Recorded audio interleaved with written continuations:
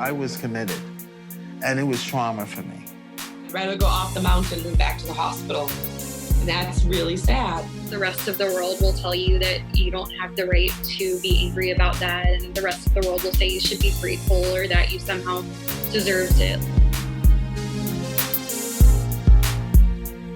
Voices for Choices is the first of its kind.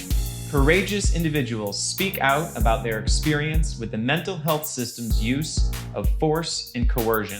They share about alternative approaches and healing modalities they have explored and their effective approaches to organizing and activism.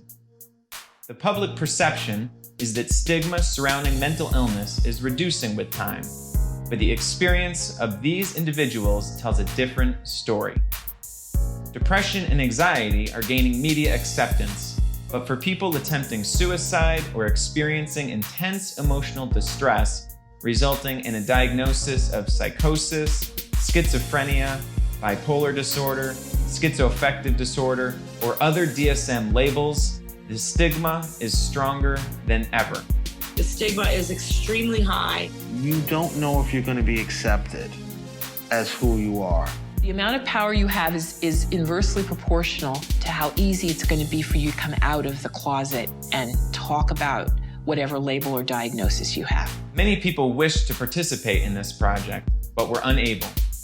Their explanations are clear indications that this stigma persists.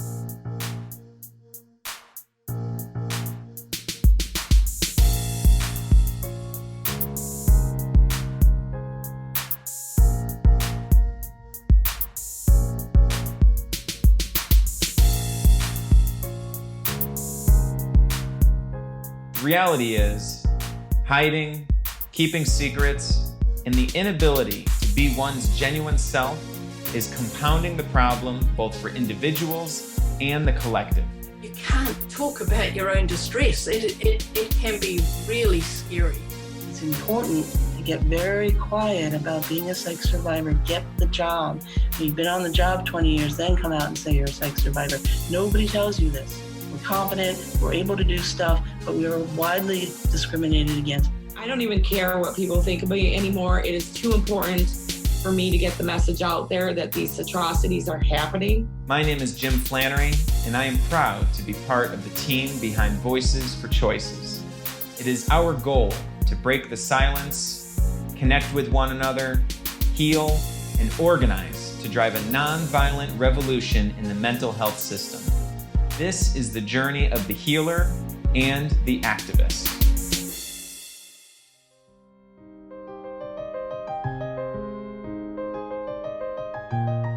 All of this started in the middle of the 17th century, when they started locking up people wholesale. What you find in the history of psychiatry is you have a conventional history where those who are doing the treating say whatever they're doing, usually to quiet people, is effective.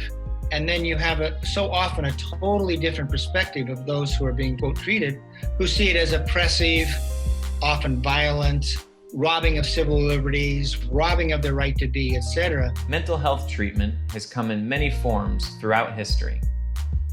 For most of history, people considered crazy were banished, beaten, or kept locked away in cellars and attics.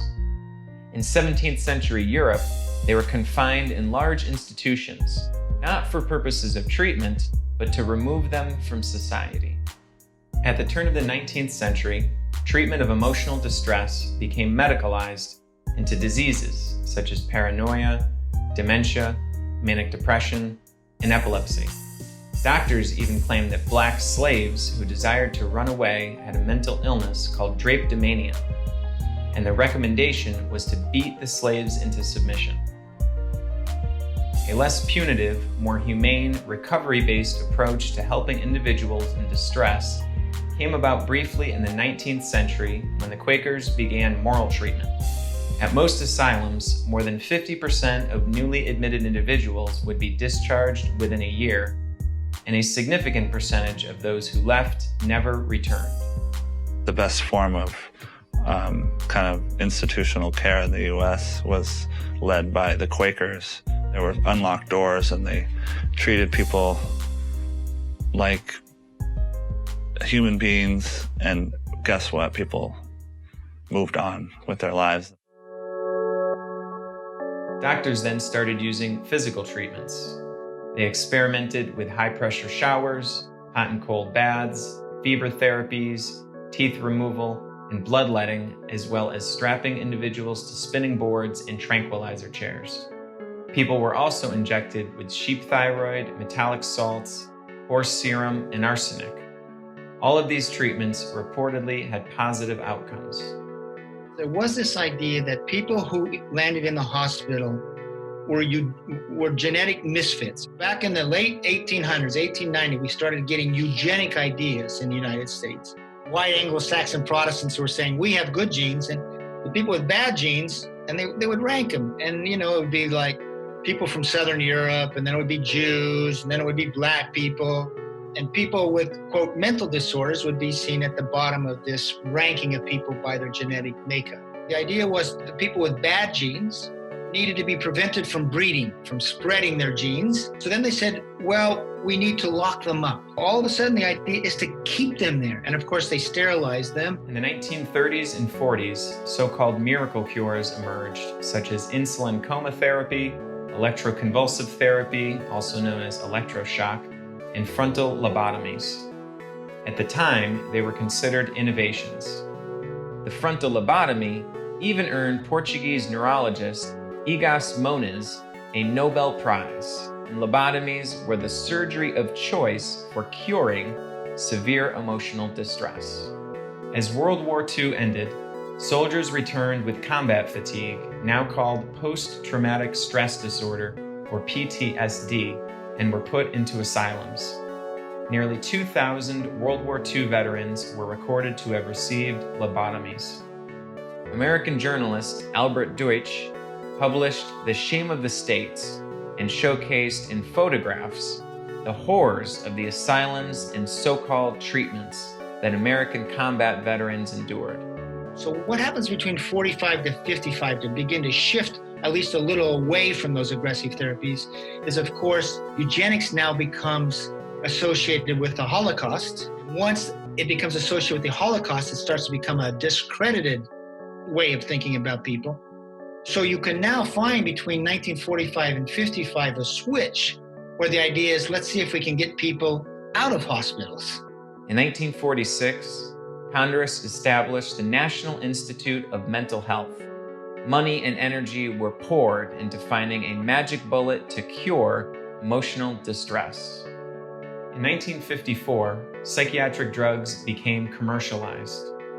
These drugs were marketed to the public as the antipsychotic Thorazine, the anti-anxiety drug Miltown, and the antidepressant Ipranuzid. Thorazine was actually a major tranquilizer, Miltown was a muscle relaxant, and Ipranuzid was an anti-tuberculosis drug. In the 60s and 70s in America, when they were under pressure from competition of the psychologists who were more popular than the psychiatrists back then, and then the psychiatrists invented this biological psychiatry. Oh yes, there's something wrong with your brain, and now we are going to fix it with a drug. It's a myth. I know of absolutely no psychiatric drugs that can fix anything. They don't cure people. As commercial psychiatric drugs became lucrative, the mental health system grew. A system of control created by a partnership among psychiatrists, pharmaceutical companies, and government agencies. The pharmaceutical lobby is the largest, most well-funded lobby, period. More than guns, more than the financial industry, more than anything else. There are many ways of buying doctors, and the research literature shows very clearly that, of course, you become influenced when you benefit from your relations to the drug industry. They don't buy the junior doctors. They start buying the professors and chiefs of department and so on. They ask them, do you want to be a consultant for us so that we can ask you questions? Or do you want to be on our advisory board and then we pay you for that? Or they make fake trials that are not really scientifically valuable, but are marketing ploys. then they attach a large number of so-called clinical investigators to them that get something out of this relationship. In 1987, we spent $800 million on psychiatric drugs in this country. By 2010, we were spending about $40 billion on psychiatric drugs. That's a 50-fold increase. And we went from just a few percentage of people on psychiatric drugs to where 15% maybe of the population is taking them on a daily basis. So what happens to disability numbers? Well, you find that between that time, they go from about 1.25 million adults to over 4 million by 2007, and now it's over 5 million adults on disability due to mental disorders. Instead of decreasing the burden, it's going way up. How about children? We didn't used to medicate children. Well, in 1987, there were 16,200 children receiving an SSI payment due to being disabled by a psychiatric disorder. Now we begin diagnosing ADHD, juvenile bipolar, and all this. Now there's 700,000. As you can see, the history of mental health care is gloomy. In our next segment, we will hear from psychiatric survivors and mental health professionals about the involuntary aspect of psychiatric treatment.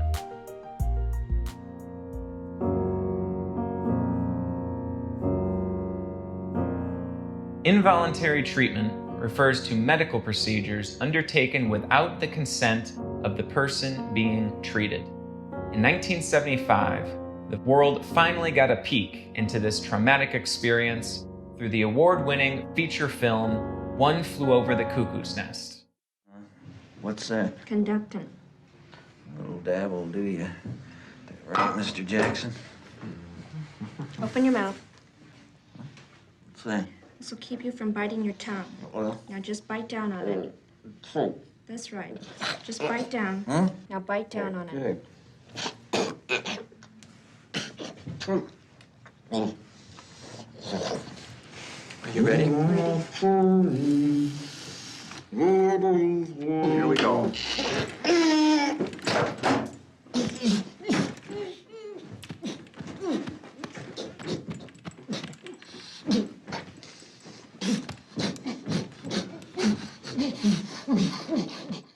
Involuntary psychiatric treatment has become standard protocol in every hospital emergency department in the developed world.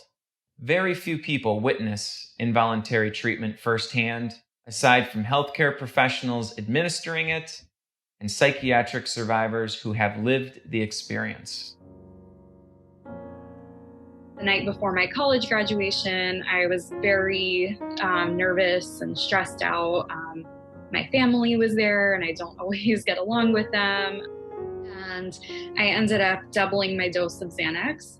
Basically, I was under a lot of pressure at school. I imagine it's my mother's panic that put me in the hospital. What do we do about him? He's obviously off the wall or something. I lost my boyfriend. He broke up with me, and a lot of feelings were coming up for me.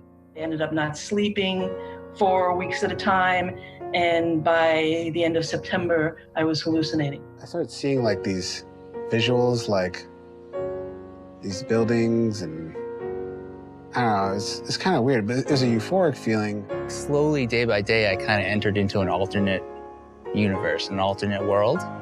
And then finally, in public, I started acting in a way that people thought something was abnormal or something was wrong.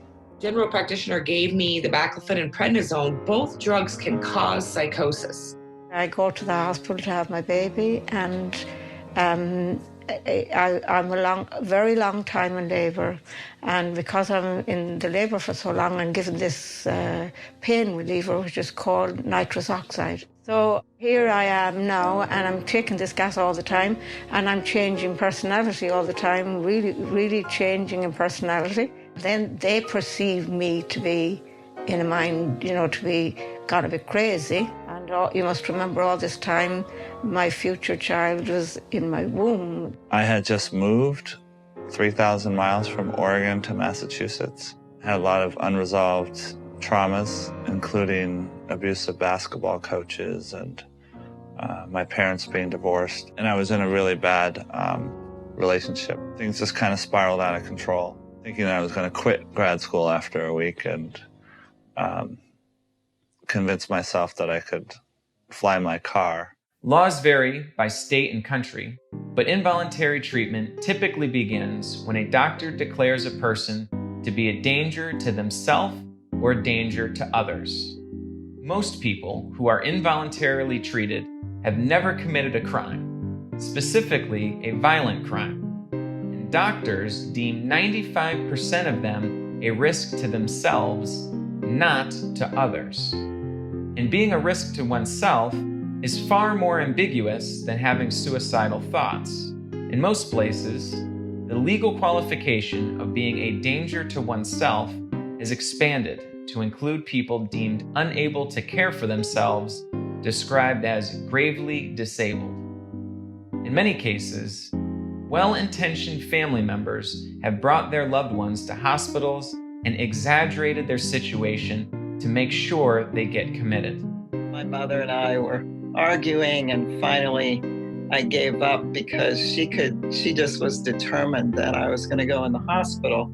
My boyfriend at the time called the cops.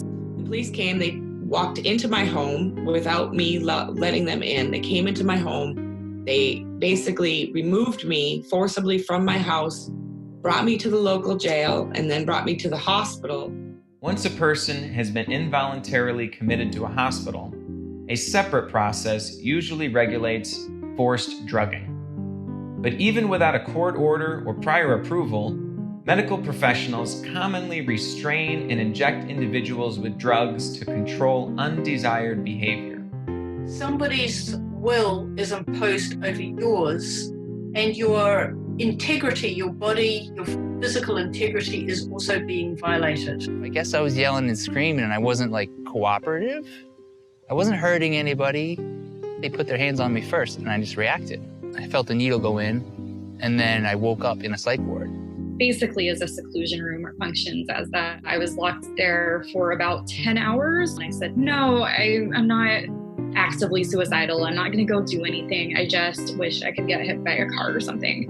And at that point, he literally said, that's it. You can go either voluntarily or involuntarily, which is funny because neither of those options are voluntary. I didn't have an expectation of what was going to go down because, I didn't even know I was going into a hospital. Once entering in there, it was like landing on a different planet. They brought in a bunch of orderlies, took me to a room, tied me down, and shot me up with stuff. I can't tell you what it was. I remember asking a nurse, what am I supposed to do now? She's like, just sleep. They dragged me upstairs to the women's ward. They just injected me with a lot of Thorazine. I have no idea how much, just a ton of Thorazine. So much that I passed out. And then they put me in seclusion. And they didn't say, you are now being entered into the hospital or anything like that. When I was brought to the hospital, they assessed that I was suicidal and that I was gravely disabled. Granted, I was speaking about suicide. I was saying, please do not drug me. Please do not put me back in the hospital because they are going to torture me. I would rather kill myself than go back to the hospital. They gave me medicines right away. I think the medicines had some kind of effect on me. Like I was very drowsy. It felt like a zombie. And I thought that was part of my disorder. I thought that was my disease, like feeling like a zombie. I didn't know it was the medications.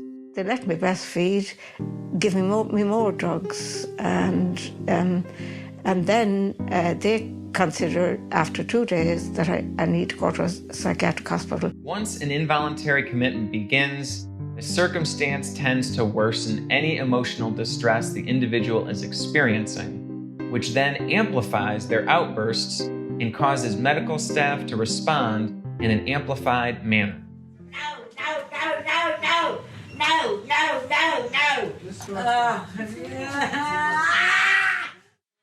I need to change my tampon. I don't understand, but the nurse say no. Okay, well, tell the nurse yes.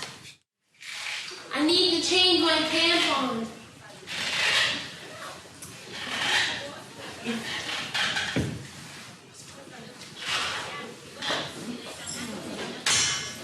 Les intérieurs, je vais juste vous aviser qu'elle gosse, là. Alalvi! Alalvi! No. Oh my head, but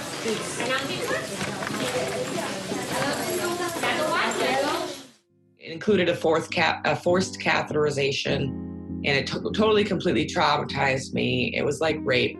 And I wake up in a different hospital, which is another trick. Like, if you're going to really disorient somebody, tie them down, shut them up with stuff, and then transport them to another hospital before they wake up. Just having my bodily autonomy completely taken away, completely removed from me. You know what it's like here? This is a prison. I don't know any locked wards that have ever been houses of healing. As soon as I was in that place, I wanted to leave. They were saying, you need to take this drug for this so-called condition for the rest of your life. But definitely you have to take it right now. It became very clear that if I didn't, I was going to be forced. I was really shattered. It was very traumatic. It didn't matter who I was or what was happening for me. It mattered whether or not I was under control, according to the hospital. There's something essentially dehumanizing about that. And I think it's for the same reason that rape is a violation. I just couldn't believe that anybody could do that to someone. I knew it was really bad to separate mother and child, and I was crying out to be with her. That longing is always there. And for people who are separated from mothers and children who are separated, I feel it so strongly. The experience of being locked up and incarcerated was so much worse than any of the drugs that I took. Injecting me against my will is torture, and that's really what it comes down to, is that we cannot continue to be torturing people in this day and age. Involuntary commitment and forced drugging continue until a doctor determines the individual is fit to return to the community, with the individual having no idea when it will end or if it ever will. I started asking people, like, what's going on? Is there something wrong with me? When do I get out of here? And one of the patients said, you might never come out of here. Like, this other guy is like been here for years. I started freaking out. I was in the hospital for about a month. Like 3 months at a time. And then it was 6 months. I eventually got released. Even after individuals get discharged from the hospital, similar threats from doctors keep them perpetually on psychiatric drugs. Doctors might even pit family members against one another to shame individuals into taking psychiatric drugs. Individuals are usually discharged on drugs, and those who wish to stop taking the drugs find their brains and bodies have become habituated to them. Virtually no services or supports exist in the community to help individuals titrate safely off psychiatric drugs. As a result, many experience withdrawal and rebound psychosis, landing themselves back in the hospital. And the ex-patient is blamed, not the system. When I was discharged, I was discharged on 5 different neuroleptics. I'm leaving the hospital, and of course, they wouldn't give me the bottle of medication because they said I was leaving against medical advice. So I'm not allowed to titrate off my medication. I said, fine, okay. And I went to do a total withdrawal, and I actually took a bus down to New York City to see an alternative psychiatrist to hopefully get into treatment right away. But while I'm there, I get a phone call that my children's custody has been removed. I lost my job. And I lost all my friends. One of my kids,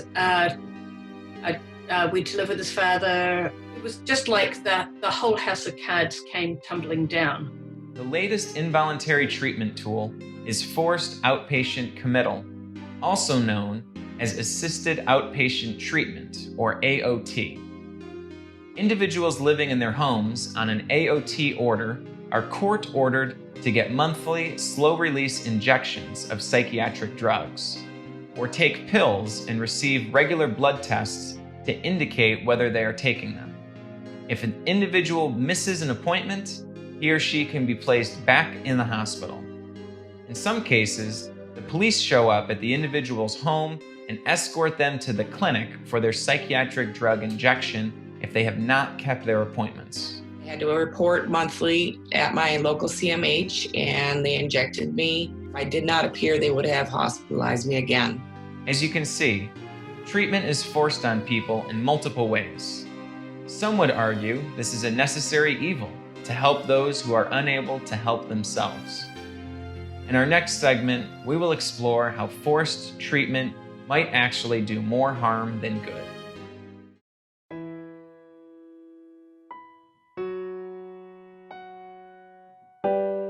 Those in favor of forcing psychiatric treatment on people say it's for their own good. This sounds well-intentioned, but does not have any bearing on whether involuntary treatment is actually successful at helping most people. Here, we will explore several key problems with involuntary treatment. Number 1, there's no reliable process in deciding who to commit. Studies have shown that doctors cannot accurately predict who will make a suicide attempt or commit a violent crime. This results in the doctors having to make a judgment call, and they typically err on the side of caution when deciding who to commit, since they are at risk of legal liability and/or losing their medical license if an individual were to leave the hospital and hurt themselves or others.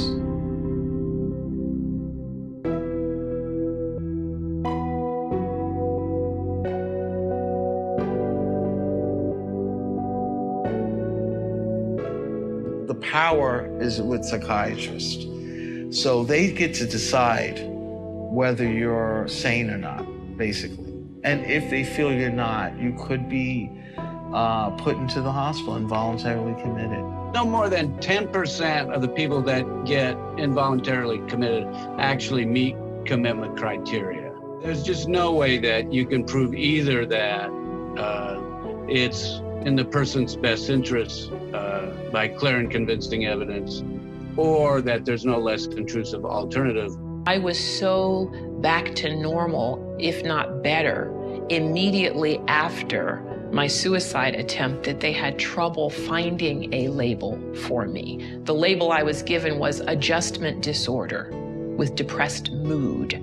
That's a very mild label for a suicide attempt. A couple hours later at 5 a.m., the shift changed and there was a new ER doctor and she did not buy my story. And she was like, yeah, you're getting a psych evaluation. So of course, like once you get the psych evaluation, you know, it's out of your hands. I answered all the questions the exact correct way. You know, I love life. Life is awesome. I'm a grad student. I swear, like this was not a suicide attempt.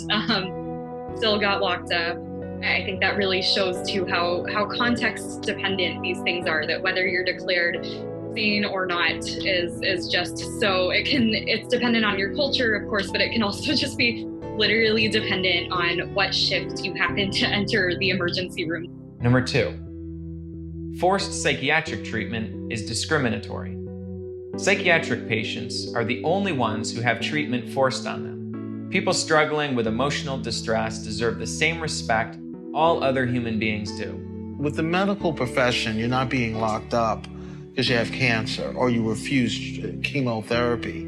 You're just like, okay, well, you're going against medical advice. There's a lot of discrimination, and I think that there is a parallel process for that discrimination that goes right down to all of the people who use the services. When they mandate you to take something that can actually kill you, as lithium did in my mom, she technically died of kidney disease, and I probably will also. And that a medicine that can actually mandate or coerce you to take something that may kill you, that is a serious human and civil rights issue. People in favor of forced treatment argue that discrimination is justified in order to prevent violent acts. However, studies show that more than 90% of people with a psychiatric diagnosis have no history of violence. Unfortunately, the media promotes violent cases when they do occur, skewing public perception. If you restrain someone, that's not seen as violence. If they hit you while you're trying to restrain them, that is seen as violence. I don't know what is more powerless or traumatic than not even being able to defend yourself without someone deciding that that's violence. Number 3, psychiatric patients' perspective is rarely believed. Psychiatric patients are not considered credible witnesses to their own experience. In fact, the medical term anosognosia, originally a condition applied to amputees who believed their limbs were still attached, has been extended to apply to psychiatric patients who do not believe they are ill. Rather than trusting the patient in a psychiatric interview, doctors usually call upon the patient's family members or another third party to obtain information about the patient. I took the deposition of the psychiatrist, and he basically testified at the deposition that if the patient agreed with him, he decided to take the drugs, he would say they're competent. And if the patient disagreed and didn't want to take the drugs, he decided that they were incompetent. When you ask the psychiatrists why people don't like to take antipsychotics, they say they lack insight into their own illness. But that's a way to dismiss the autonomy and authority and lived experience of people who are actually being treated, which is always, first of all, a prescription for bad medicine, but it's also sort of wrong from a civil rights point of view and just a basic decency and humanity point of view. Maybe we need to listen to the voice of those who are treated as having a value, and we shouldn't be quieting that voice. I'm sitting there after 4 months. The discharge planner comes to me. She's like, "You need a place to live." I said, "Actually, I have an apartment." They said, "Really?" "Yeah, and my children live there." "You have children?" "Yes, I do have children. And I have a job, but I probably don't have a job now because you kept me locked up." They said, "You must be joking. You couldn't possibly have had a job." And I said, "Yeah, I did." Number 4, involuntary confinement undermines the patient-doctor relationship. Faced with the possibility of never escaping their confinement, many individuals report lying to their doctors in order to manipulate treatment outcomes. The power dynamic disrupts the possibility for an authentic human-to-human connection, which is critical in healing from emotional distress. I knew as soon as I woke up that I have to make this seem like it wasn't a suicide. Instead of being allowed to live your life and do the things that you were planning to do, they're going to remove you from that reality because society has a problem with you in some way. The same people that are going to help you are actually the attorney for society, okay? They are the opposition, and they're sitting there pretending that they're, a medical authority, or they're a healer, or they're on your team in some way. They're not. In our country, in the United States, we don't start conversations around psychosis. We don't start it with curiosity and openness so much. We go straight to telling people what to do. When you're in distress, you're very frightened of something. And I think psychiatric survivors have a very hard time staying firm, because it's very hard not to be very distressed by what they do to you. And unfortunately, if you find yourself in a psychiatric hospital and a psychiatrist in front of you, you're going to want to lie. And that is the saddest state of affairs I can ever imagine, to have an honest person feel like they have to lie to get out of a situation. Power imbalance in psychiatry in a closed ward is extreme. So it must go wrong, no matter what your intentions are. But the problem with doctors is that if you allow some exceptions, then these exceptions tend to be the norm. The system talks a lot these days about being trauma-informed, whatever that means. But in fact, the system does an awful lot that replicates trauma. And one of those things is to take people who've experienced trauma that has involved a lot of silencing and powerlessness and secrecy, and then put people in a position again where they're told that they shouldn't talk about their trauma because it's too graphic or it's too much for people. The late Judy Chamberlain, one of the first human rights activists against involuntary treatment, explained that the system can actually make matters worse. The elimination of individual agency can make people institutionalized, where they lose the confidence in their own ability to care for themselves and come to depend on the system to care for them. Number 5, confinement is not effective as a treatment tool. According to the Suicide Prevention Resource Center, there is no evidence whatsoever that psychiatric hospitalization prevents future suicide attempts. People that have been psychiatrically imprisoned are far more likely to commit suicide. It's so traumatic that people commit suicide as a result of it. If you ask me if I felt there were any personal benefits to me being locked up because of my mental state, I would say absolutely none at all. After you've been coerced, you don't see the hospital as a way to get help anymore. So what does that leave you? The first time I had electroshock, it didn't work because it was worse I was getting all the time until they finally discharged me in the worst state possible. Number 6, involuntary psychiatric hospitalization is physically and psychologically traumatizing.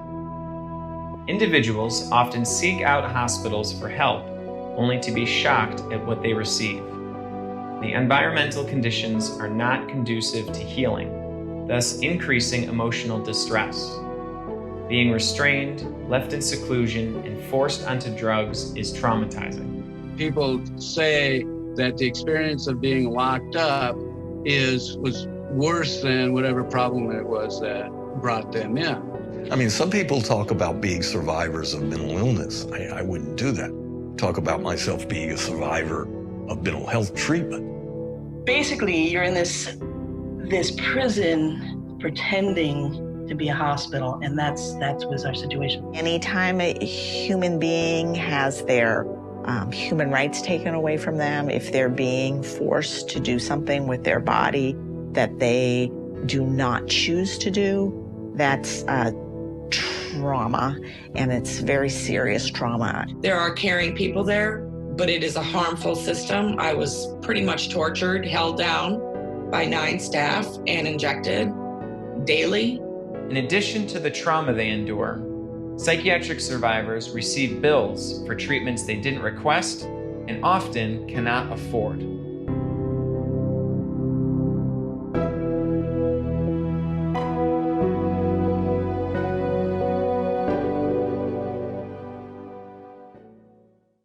While some reformists believe outpatient commitment or forced drugging outside a hospital offers a less restrictive alternative to confinement, studies have shown it is also ineffective at reducing hospital readmissions and rates of violence. In short, involuntary treatment is unjust and damaging. But what can be done? In our next segment, we will share the most practical techniques on how to free yourself from involuntary treatment.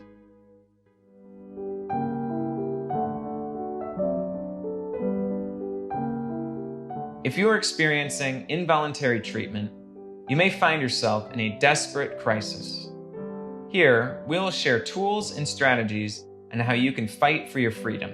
If someone's hospitalized, involuntarily committed, and they're there through the courts, it's very difficult for them to get out. They have lawyers that kind of work for the system. They're not really working for that individual. The best thing is to really try and avoid getting the person where they've drawn the attention of the authorities.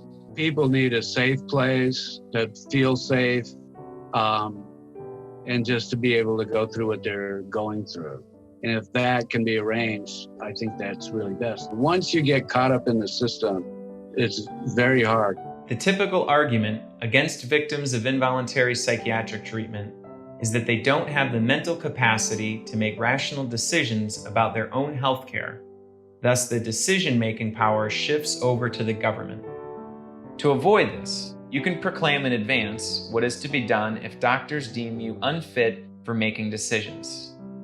I was a coordinator for a project where we had a team of 5 educators, and we'd go out to hospitals around the state and we'd train doctors and nurses on how to offer the right of advance directive for psychiatric purpose, meaning that a person with a psych disability has a right to fill out an extended healthcare proxy where you let the doctors know what meds you're allergic to, what meds work for you, what you need to feel safe, and try to give them the information they need to really do the job right. And there's no law holding them accountable for following your directives, but at least gives them an opportunity. My advance directive calls for no medications if I show up there in crisis again. Access your allergy alert with your hospital. If you do not wish to have psychotropic medications given to you, put that in your allergy alert. And then possibly if I go there in crisis, they'll have to refer to both the advance directive, the allergy alert, and follow my wishes. Ahead of time, say, and presumably competent, and my recommendation is to get a psychologist or psychiatrist to actually sign and say you were competent when you filled out this advance directive. An advance directive can also designate someone to make decisions on your behalf during a crisis, should you be considered incompetent. This is called declaring a power of attorney. Power of attorney is basically where the person designates someone to make their decisions. Advance directive forms for the U.S. are available on the National Resource Center for Psychiatric Advance Directives website.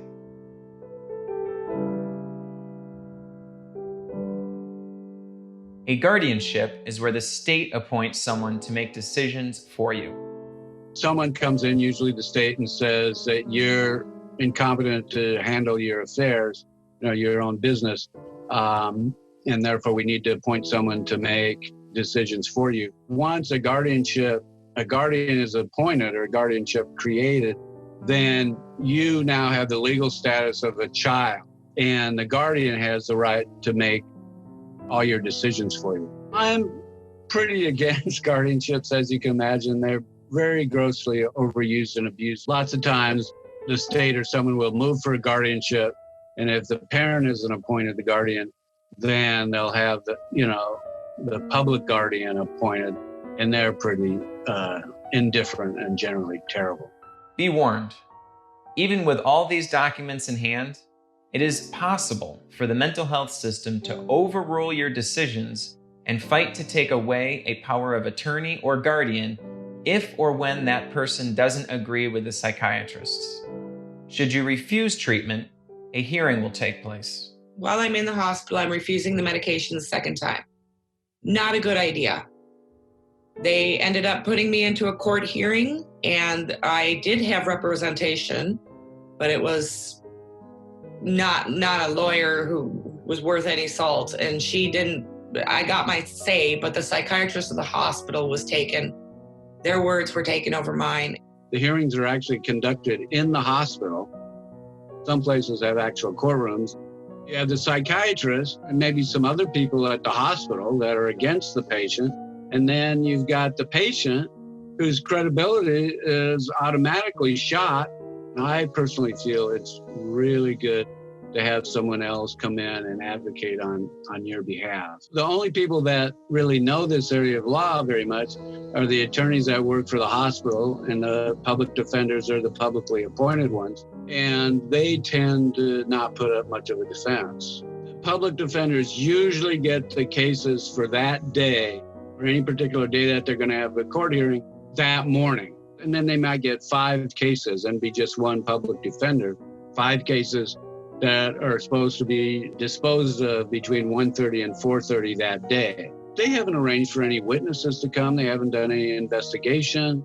They may have talked to their client for 5 minutes. There's no way that you can adequately represent someone under those conditions. It is advised that you do not testify on your own behalf at a hearing. To assist you and your lawyer during your hearing, MindFreedom International has partnered with Psych Rights to create the Forced Drugging Defense Package. These documents include written affidavits by Dr. Grace E. Jackson and medical journalist Bob Whitaker about the research on the damage psychiatric drugs cause. When it comes to fighting against an outpatient committal, survivors have had success by getting expert witnesses like a psychologist to testify on their behalf, modify their diagnosis, and provide evidence that forced drugging orders are an ineffective form of treatment. These tactics require legal expertise and support. For people going it alone, psychiatric survivors suggest a more accessible solution. It's a really tough situation. So I think unless you, again, have, some strong resources behind you, maybe the best thing is just to do what they want. Take the drugs. Maybe you can negotiate it down a little bit. Take the drugs, hopefully for a short enough time to get out and then deal with it. Luckily, I did meet some fellow patients who had been through this before and kind of asked them, what do you do to get out as soon as possible? And they said, here's some makeup, here's some clothes. Someone gave me some dresses. Like, you really need to look like you are putting yourself together and that you're practicing self-care, and just make sure you tell them that you accept that you're mentally ill and it was a mix up with your medication and you can't wait to be on these meds for the rest of your life, and you were so grateful for the help you received. And I said that, and I got out in 48 hours. Perform as much as possible, because like any type of resistance will be used as an excuse to keep you there longer. It doesn't have anything to do with honesty. You just do what you think they want you to do so that you get out, because otherwise you don't get out. When I was the rebellious person, and that's why I stayed so long, because I was always yelling about what they were doing to somebody else. It's very important to understand that you're in a little system where the whole point is escape. You cannot afford to have a meltdown emotionally. You'll lose your right to leave the hospital. Don't fight in the hospital. Give up. Just call it a surrender zone. And then when you get out, try to change it. I do want to tell people to fight like I did in the hospital and refuse your medication. But that's going to lead to hell. My fight against being medicated turned into a year-long fight of being forced medicated. If you can control yourself, it'll be much easier. Follow protocol, and the faster you follow protocol, the faster you'll get out of there. It's no easy feat to escape involuntary psychiatric treatment. When you're locked in a psychiatric hospital because doctors have declared you to be mentally ill, it's natural to wonder, what is mental illness? In our next segment, we will challenge the medical model of mental illness.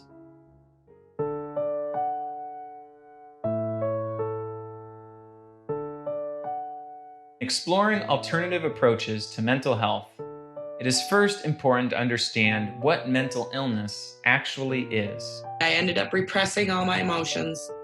And when a trigger happens, something emotional happens, something traumatic happens, it brings up things that have not been processed, which is brought on and worsened by lack of sleep. And I'm viewing the world as like a 3-year-old. So everybody around me is scary and big and loud. I don't view it as a disturbed state. I actually view it as like a very blissful state, which sometimes I don't come out of, like I don't want to choose to come out of. But then, when I don't respond to people, it's concerning. It was one of the most profound experiences of my life, and I felt like I was making a really important change and having epiphanies and discoveries, and I was. but no one was there to listen or to affirm that. Most psychiatric survivors reject the term mental illness altogether, as it supports what is considered the medical model of mental health. I've read a lot about these diagnoses, and I've come to the conclusion that I am a human being. These are human experiences, and a big part of the problem has been this thing of, well, there's this and there's this, and you're this or you're that. You're sick or you're well. The problem with the term mental illness is that it sounds like you're talking about an illness that is essentially physiologically based. It is caused by some kind of brain disorder or infection or chemical imbalance or genetic problem. Mental illnesses really are illnesses in the sense that they make it very difficult for people to function. But they're also much more than that. Mental illnesses are wake-up calls. They're signals that we need to do some work on ourselves, or we need to change our lives or change ourselves. The medical model is based on the idea that there is a physiological impairment creating a neurochemical imbalance in a person's brain, resulting in a mental illness. Despite this popular perspective, it is based on flawed science. This leads us to the chemical imbalance theory. Researchers start to understand how the drugs act on the brain, So for example, they understand that antipsychotics block dopamine receptors because they induce Parkinsonian-like symptoms, which is caused by a deficiency of dopamine. So they hypothesize maybe schizophrenia is due to too much dopamine. Similarly, when they investigate the first antidepressants, they find what those drugs do is they keep serotonin or norepinephrine longer in the synaptic cleft between neurons, theoretically upping this activity of what are known as monoamines. So they say maybe depression is due to too little of these neurotransmitters. The point is, watch the history go here. We have a discovery of drugs because of their adverse effects. We next discover that, in fact, they do perturb normal functioning. They're blocking dopamine receptors or they're blocking the normal reuptake of serotonin. And then we make the grand leap, I'm talking about psychiatry, well, maybe the problem is the opposite of the perturbation the drugs are doing. So they hypothesize the pathology based on what the drugs do. So we say, oh, depression is due to too little serotonin. Well, what's the next step in this investigation? You have to find, do people with depression have too little serotonin before they go on the drug? And as early as the late 70s, early 80s, they were not finding that to be so. By the early 90s, we had schizophrenia researchers saying the same thing, is we're not really seeing that a lesion in the dopamine system is a primary cause of schizophrenia. And this, I think, is so key. It's sort of a wishful thinking on the part of psychiatry that its drugs are fixing some known pathology. Then they investigate whether that's true. They actually do not find it to be so. And now here's the moment of truth. Are they going to tell the public that? Or are they going to maintain this story about chemical imbalances, which makes their drugs look very good and makes it also look like they're making such great strides in understanding the biology of mental disorders? So which do they choose? God, I wish it was chemical imbalance. I wish I could take a Celexa and lithium. I wish a doctor or a psychiatrist could have the courage, the humility to say, we don't know, and I don't know. I'm sorry, I wish we did. Don't tell me that there's something wrong with me if you don't know that that is wrong with me.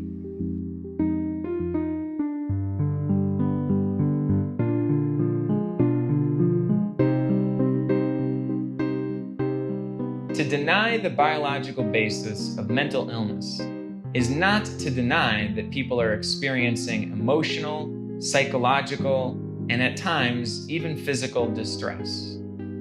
So what exactly is going on? Many factors play a role. Mental illnesses are caused by what a person is experiencing and their reaction to what they're experiencing. So problems in life, really it's about emotional distress, life crises, difficult dilemmas, spiritual emergencies, overwhelm, fear, that kind of thing. If you believe in the biological explanation, you really believe that human beings don't have any control over the faculties that they use to live their lives. You believe that human beings don't have control over their thoughts, their emotions, their intentions, their perceptions, their reactions, their behavior. Most human beings, the great majority, in order to be mentally healthy, they have to be able to love the way they want to love and express themselves the way they want to express themselves. They want to be connected to other people in satisfying ways, all kinds of love, romantic love, sexual love, family love, collegial love, friendship, all kinds of connections. And then they want to be able to express themselves. They want to be able to use their abilities. We have these amazing abilities, to use our minds to solve problems, to make decisions, to build things, to create art. And if they can't do that, they're going to become agitated, angry, debilitated, down, depressed, obsessive. The mental health system has developed this idea that mental illness often starts around college age, instead of saying, it's a really stressful time when kids leave home for the first time and are trying to figure out if they can make it in these other environments. And sometimes they might go through some pretty profound periods of distress when that's going on. You, I, we all know that our moods, our thoughts, that we're sort of creatures that respond to our environment, which includes, by the way, sleeping, it includes eating, But it also includes, are we in a world where we have someone to love, some meaning, safety? Or are we in a perilous world where we don't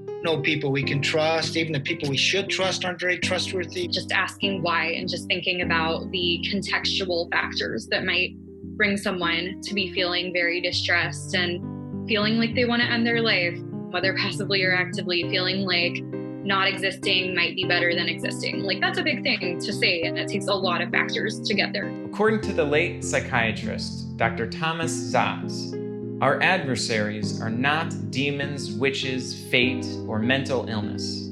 We have no enemy whom we can fight, exercise, or dispel by cure. What we do have are problems in living. We don't have the proper education on how to deal with emotions. I mean, my grandma died and I don't remember anybody talking to me about it. She was my best friend. You know, I didn't process that. I was like 12, I was 8 years old. I mean, I went to the funeral and I don't remember anybody ever grieving or talking about grief or saying, it's okay to cry or anything. If you've suffered a lot of adverse childhood experiences, emotional abuse, physical abuse, sexual abuse, poverty even, a parent dying, a parent going to jail. If you suffer those kind of adverse experiences, you're much, much more likely to become mentally ill than people who haven't.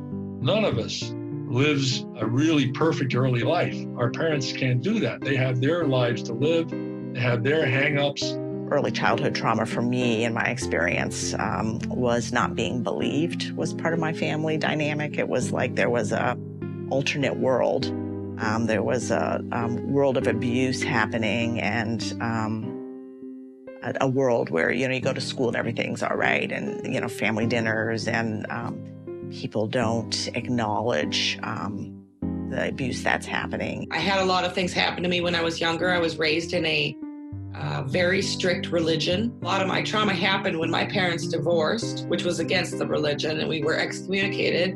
And at age 12, I was brought into mainstream society after having such a very strict background, coming into the world of anything goes. When things happened to me, I didn't process them. I didn't know how to process feelings and emotions.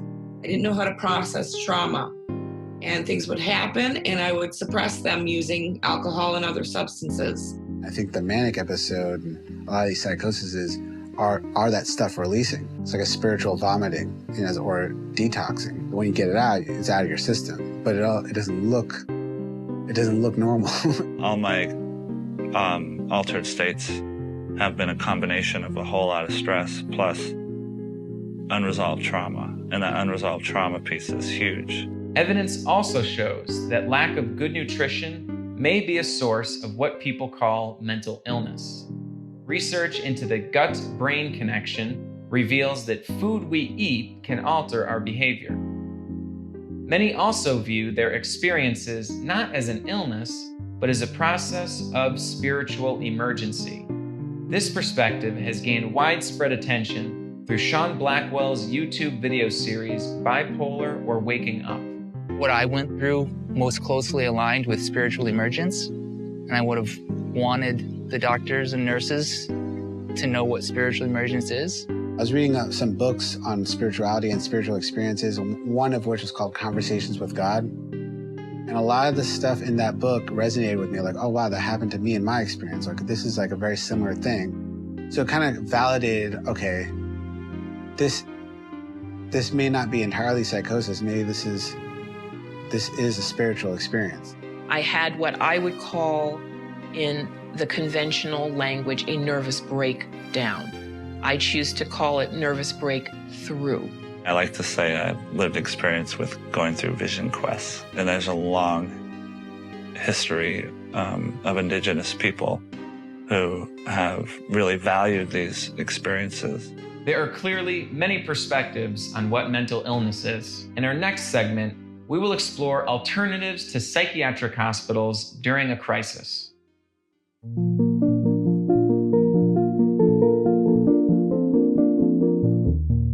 In an effort to reduce the harmful experiences occurring in psychiatric hospitals, compassionate alternatives are being created around the world.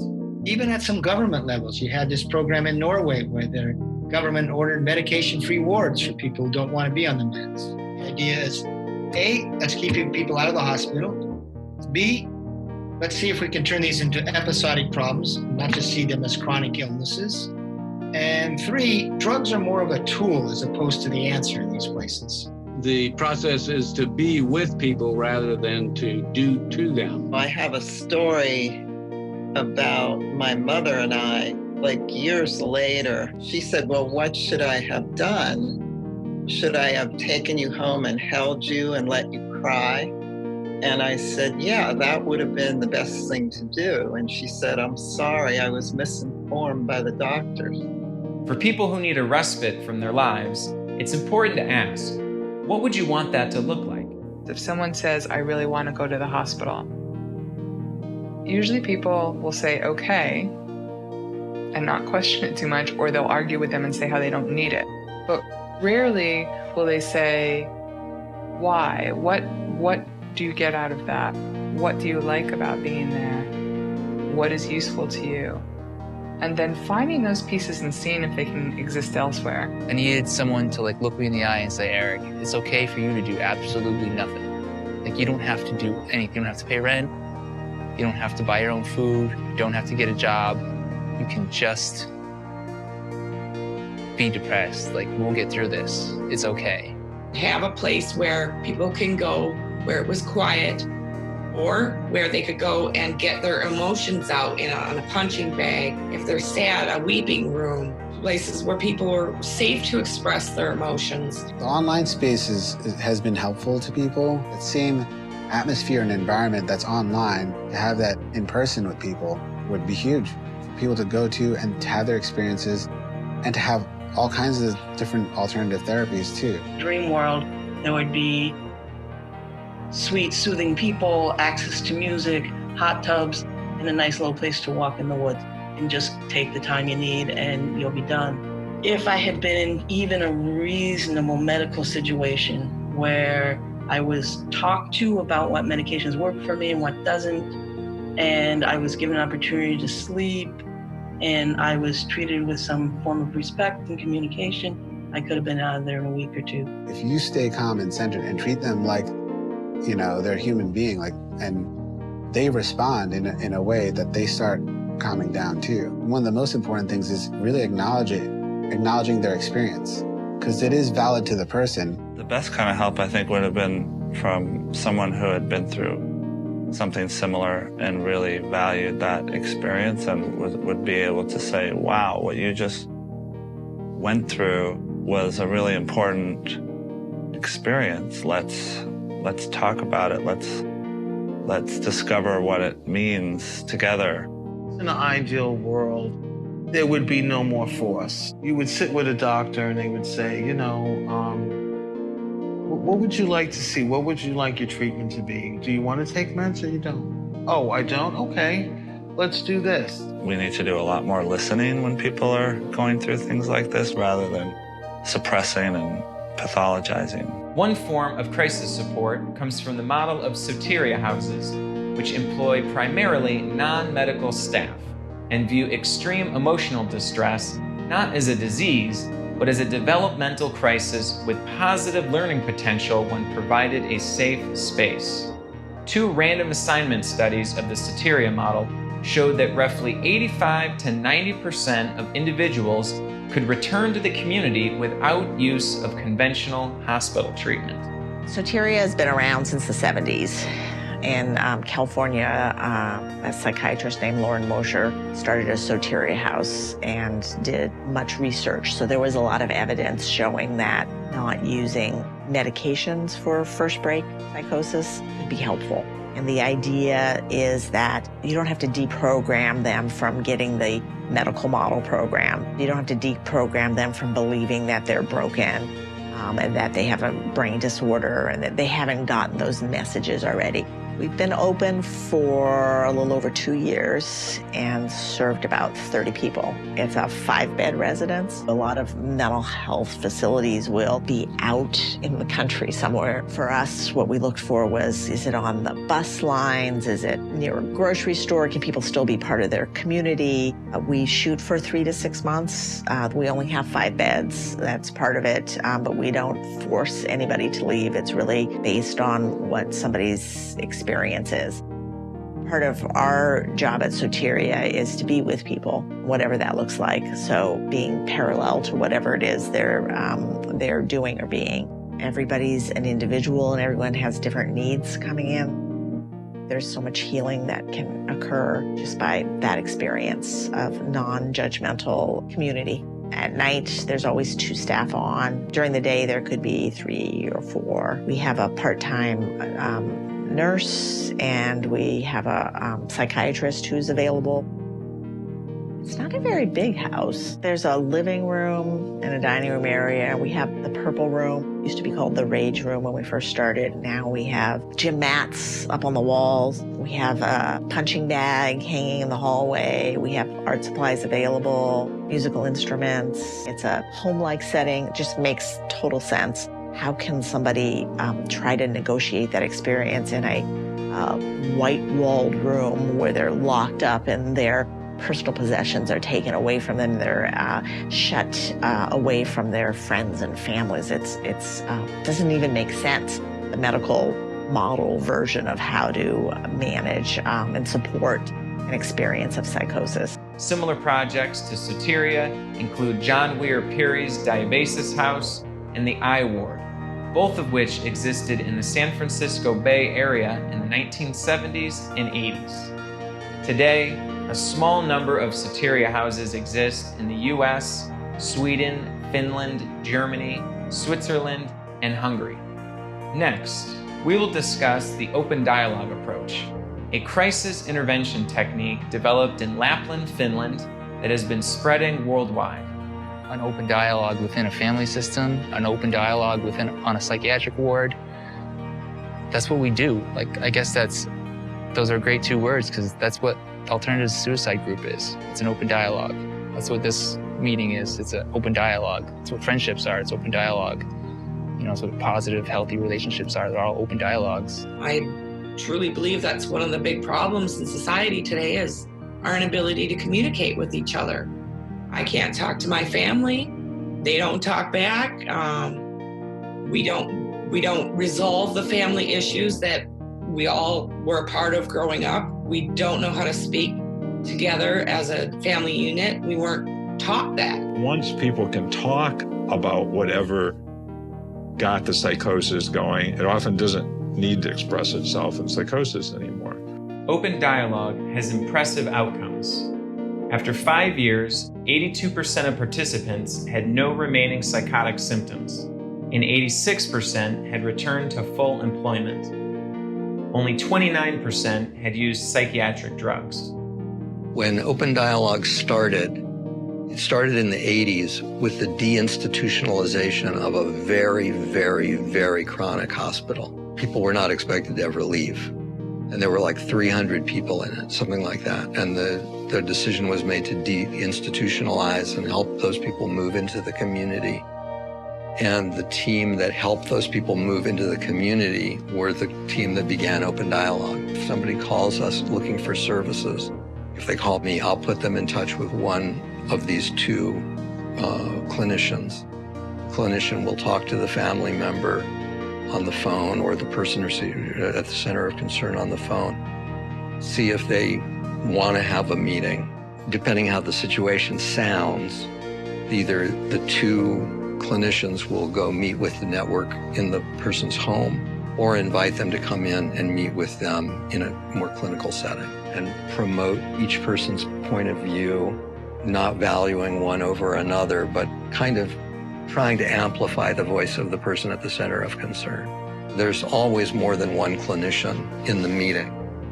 And that's important because it enables the clinicians to engage in a process that's called reflection, in which, like if you guys were the family, we might say, if you don't mind, I'm gonna just talk to Keegan for a minute or two, and if you don't mind, I'm not even going to look at you. I'm going to look at Keegan. She's going to look at me. We're going to talk together as if you weren't here. And then if you want to, you'll have an opportunity to comment or disagree or whatever. But this way, you'll have an opportunity to know what we're thinking and feeling. And then we would turn to each other and just talk. You know, Keegan, when Jim was talking, I was thinking about how brave he's been to survive all that's gone on in the last year. And at the same time, I have like this knot in my stomach. And I think what it's about is I know that Jim hates the hospital, and for good reason. But I think my knot is I'm worried that he might not be telling us how bad he's actually feeling for fear that we might actually put him in the hospital. Then Keegan would respond, but back we'd go. Then we could turn back to you guys, and you would have a chance to say whatever you felt like saying. But it would be completely transparent to you and your family what we were thinking and feeling. I love the idea of creating a service that meets people when they're in crisis and comforts them, but also helps them use the momentum of the crisis to maybe make some personal changes. It's by no means a magic bullet, but it's by far and away the most humane, the most humane way, I think, of helping people figure out what path they want to take when they're confronted with a destiny that involves extreme states. I have no doubt if I or a family member had extreme states, this is the model I would want. One message is clear. Recovery is not only possible without psychiatric hospitalization, it is also common. After surviving their crisis, what are people doing to heal and maintain balance through their journey? We will explore this question in our next segment.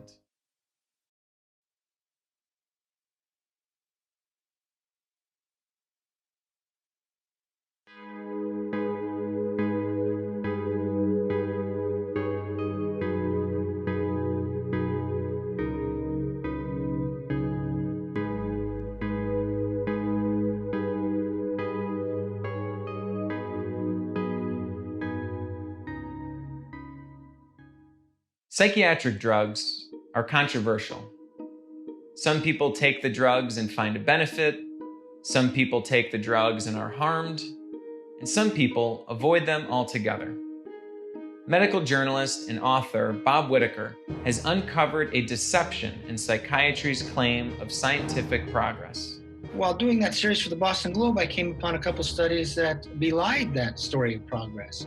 One was a study by Harvard researchers that found that outcomes for schizophrenia patients today were no better than they had been in the first 30 years of the 20th century, which belies that story of progress. And then I came upon studies done by the World Health Organization, which twice found that schizophrenia outcomes were better in 3 developing countries, India, Colombia, and Nigeria, than in the US and other rich countries. They used the drugs differently. They used them acutely, in other words, to curb an episode of psychosis, but not chronically. They didn't keep people on the medications long term. I didn't mind the medication, you know, like I think a week of Zyprexa was all right, you know, maybe even a month of it. I myself don't take meds. I don't, for me, it's not helpful for me. But it might be helpful for them. But what I could say to them is, you know what? Find out all the information on what you're taking, why you're taking that, and then have an option whether you should take it or not. At 2 years, the people who've taken themselves off aren't really much better than the people still on. But this is the moment in the literature that is so key. Between year 2 and 5, the off-med group improves a lot on every symptom: psychosis, anxiety, cognition, work-related, presence.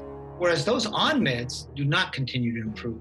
So it's between this year 2 and 4.5 where we see a natural healing process. It sounds counterintuitive. Shouldn't taking psychiatric drugs fix the problem? In fact, we see that psychiatric drugs create a problem. Once you went on an antipsychotic, it blocks dopamine receptors. Now your brain says, uh-oh, the drug is it's blocking my normal dopamine transmission. So I have to accelerate that transmission. I have to, do something to compensate for the presence of the drug. And what does it do? Well, the presynaptic neurons put out more dopamine than normal for a while. And now that compensatory mechanism seems to burn out after a while. But the receiving neurons, the postsynaptic neurons, increase their density of receptors for dopamine. So here was the bottom line. Before you go on an antipsychotic, you do not have a known abnormality in your dopaminergic system. After you do go on it, you have the very pathology hypothesized to cause the problem in the first place. And that's the same with antidepressants. If a psychosis goes away and you have been forcefully treated with a drug, then you have nothing to compare with. And then you might think it's due to the drug because I was in a very poor shape and 4 weeks later I'm much better, so it must be because of the drugs. That's how people reason. And this is the very reason that we do randomized trials where half get placebo in order to find out, do these drugs work or not? And when we do these trials, we can see that neuroleptics actually do not work. It's a sad thing that some patients, they have this perception that they were helped. This is not to say that patients are never helped. Some people also feel helped by alcohol in a stressful situation, or opium. This doesn't tell us anything about whether alcohol or opium is a good solution to people's problems. In 2017, former director of the National Institute of Mental Health, Thomas Insel, confessed to the public, "I spent 13 years at NIMH really pushing on the neuroscience and genetics of mental disorders. And when I look back on that, I realized that while I think I succeeded at getting lots of really cool papers published by cool scientists at fairly large costs, I think $20 billion, I don't think we moved the needle in reducing suicide, reducing hospitalizations, improving recovery for the tens of millions of people who have mental illness. I hold myself accountable for that." In addition to poor recovery, the harmful side effects of psychiatric drugs have been well documented. Individuals can develop akathisia, a movement disorder characterized by a feeling of restlessness, or tardive dyskinesia, which causes stiff, jerky movements of the face and body. The list of side effects continues with weight gain, vomiting, diarrhea, confusion, irritability, and increased risk of suicide. Studies also reveal that taking psychiatric drugs shortens life expectancy. Everyone is saying we are dying from these side effects. My cognition was completely destroyed, so I wasn't able to understand new music or understand new, when I was reading books there, I wouldn't be going on to new ones because it was too hard to do. Services to help people get off psychiatric drugs are nearly non-existent. For those trying to wean off psychiatric drugs, the Icarus Project and Freedom Center have published the Harm Reduction Guide to Coming Off Psychiatric Drugs. Groups such as the Sunrise Center have been running workshops that help people wean off psychiatric drugs. Psychiatric survivor Laura Delano has also founded the Inner Compass Initiative and the Withdrawal Project to connect individuals going through psychiatric drug withdrawal. It is kind of hard to think about going off medication for some people, and for me, it's a no-brainer. I found a holistic psychiatrist that works with people off of the medications. So I spoke to him, I started seeing him, and he weaned me off. It can be difficult to taper people off a psychiatric drug. I have some of the resources on my website, which is called Deadly Medicines, and we have practical tips and tricks when you're tapering patients off. We have an abstinence chart where you can follow your abstinence symptoms day by day. And we have a list of people in many countries who are willing to help people come off psychiatric drugs. We had Laura Delano come out and do a couple of different workshops, and we got emails from people who said, "I hope you get shut down." If we were driven by that fear, we wouldn't be accomplishing much of anything. And so we just assume that's going to happen, and we assume that we're strong enough to survive that, and that there are more people who need that support than are going to try and shut us down. So if drugs don't work, then what does work? In 2012, MindFreedom International ran the I Got Better campaign. encouraging psychiatric survivors to share about their recovery. In addition to posting videos and written stories, nearly 400 people completed a survey on what worked best for their recovery. 2/3 of the respondents reported being recovered or fully recovered, and more than half of the respondents reported being free of psychiatric drugs. The survey revealed that people not taking psychiatric drugs were further along in their recovery than those taking them. MindFreedom concluded that an individual's rejection of the mental health system's hopeless message might actually be a fundamental part of recovery. I said to myself, even when I was having a rough time, that this can't be it. This can't just be my life. My family's been supportive. Not always, because they didn't understand what was going on with me, but now they do. I can be different, and we can get along. It's okay. Everybody, I think, has a different journey with it and listening to their own voice. I think it's about coming back to oneself and hearing one's voice, whatever that is for a person. Maybe that transition from pain, victim, survivor to self, and how do you make that journey? And it's also part of the journey, I think, and being in spaces where you can explore that. So you want to be in spaces that aren't telling you what to do. They're not judging you. I found a lot of helpful things for myself through my own feelings around myself and trusting myself, which was much easier to do when I eventually escaped from the control of psychiatry. When you talk about me and my ways of finding happiness for myself, it wasn't just, doing walking, swimming, whatever I was doing. It was being an activist as long as I was doing that. And while I was being an activist, I was discovering myself far more. MindFreedom's I Got Better survey asked people what actually helped. Respondents said they found a variety of alternatives more helpful than psychiatric drugs during mental, emotional distress.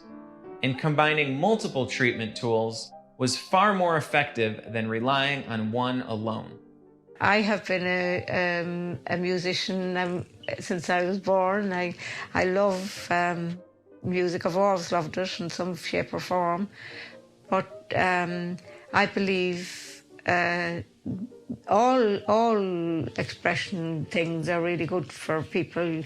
When you can express yourself, you feel much better. I love both classical music and jazz. I can kind of freeze an anxiety if I have to do a classical solo, and that's because you've got a piece of music and there's one way to play it, and so there's a lot of pressure. But with jazz, one of the great jazz musicians said, the great thing about jazz is that all mistakes just become passing notes. Things that are meaningful to me, and I do them. So I work a lot. I work a stressful job. I like to do art. I write. There are times of the year, particularly in the winter, in which I don't do much at all, except go to work, and I let that be. I let it be okay. So I have high energy times of year and I have low energy times of year. As long as I keep the job, as long as I keep going, I'm okay. A mainstay for me, ability to stay grounded, has been meaningful employment. I think always having some place to go that I felt made a difference. Having those listening times with each other, taking turns to listen and also to appreciate each other. Another thing is to focus on the good things in life as opposed to the hard things. Just making sure I get enough sleep. That's always been super important, especially with people who tend to have a lot of energy and kind of fly off in that direction. I know that if I spend one night awake, I'm already in the danger zone. There was a time when I was coming off of the medications 4 years ago, and I was going through withdrawals, and I could not sleep for weeks. I was drawing crazily for months at a time just to get that extra energy out. And nutrition, I discovered nutrition. Stopping drinking and, marijuana, and I used to smoke cigarettes too. Some books that were really influential to me was Power of Now by Eckhart Tolle, Conversations with God, Neil Donald Walsh. There was one really good one that I stumbled across. It was called Practical Meditation.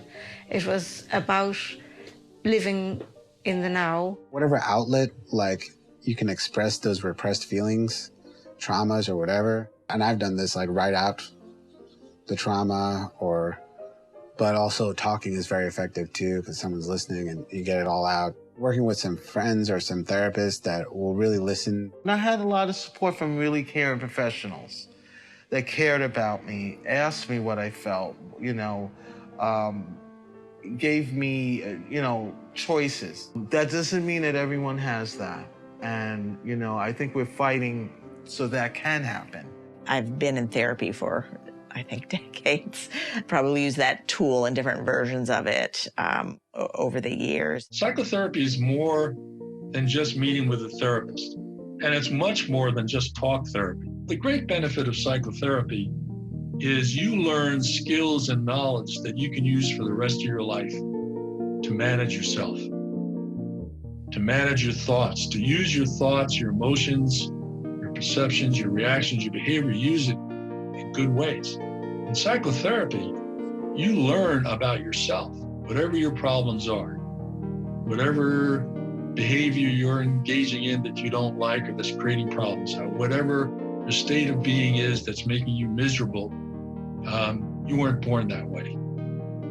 That's what happened to you as you grew up. And you had to survive, and you had to find a way to survive. And in the process of surviving and doing the best you can, we all lose parts of ourselves. We all develop limiting beliefs. We all develop fixated responses. And so psychotherapy can help you overcome those. Taking a pill can't. Most psychotherapy sessions last for 50 minutes. The patient knows it's a therapy session, so they're going to bring something in that's troubling them or they want some help with. Probably something having to do with relationships or with their work or with how they're feeling. So the therapist is listening and watching what's going on and paying attention to nonverbal behavior. And at some point, the therapist will pick up on an issue that's important. So the therapist will bring it up and say, how would it be if we work on that? The therapist is helping the patient get in touch with something that's bothering him or her, something that they're not feeling good about, that's upsetting, and get some idea about how to move forward. If you look at the research on psychotherapy, where you ask people who've received psychotherapy, was it helpful? 80% of them say yes, it was helpful. And the more they received, the more helpful they thought it was. And it turns out that it doesn't make any difference what approach was used. What makes the difference is the relationship between the patient and the therapist. Meet with at least 3 therapists and tell them that you're meeting with them to see whether you want to work with them. Tell them what you want help with and ask them how they would help you and see which of them makes the most sense to work with.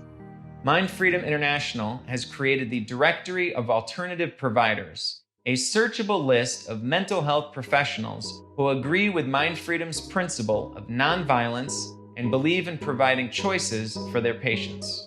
Another form of therapy is peer support, which is the focus of our next segment.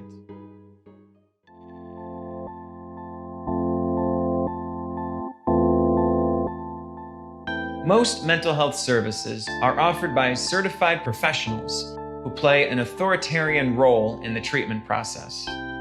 In recent decades, a powerful movement for peer-run services has been growing and making a significant impact in people's lives.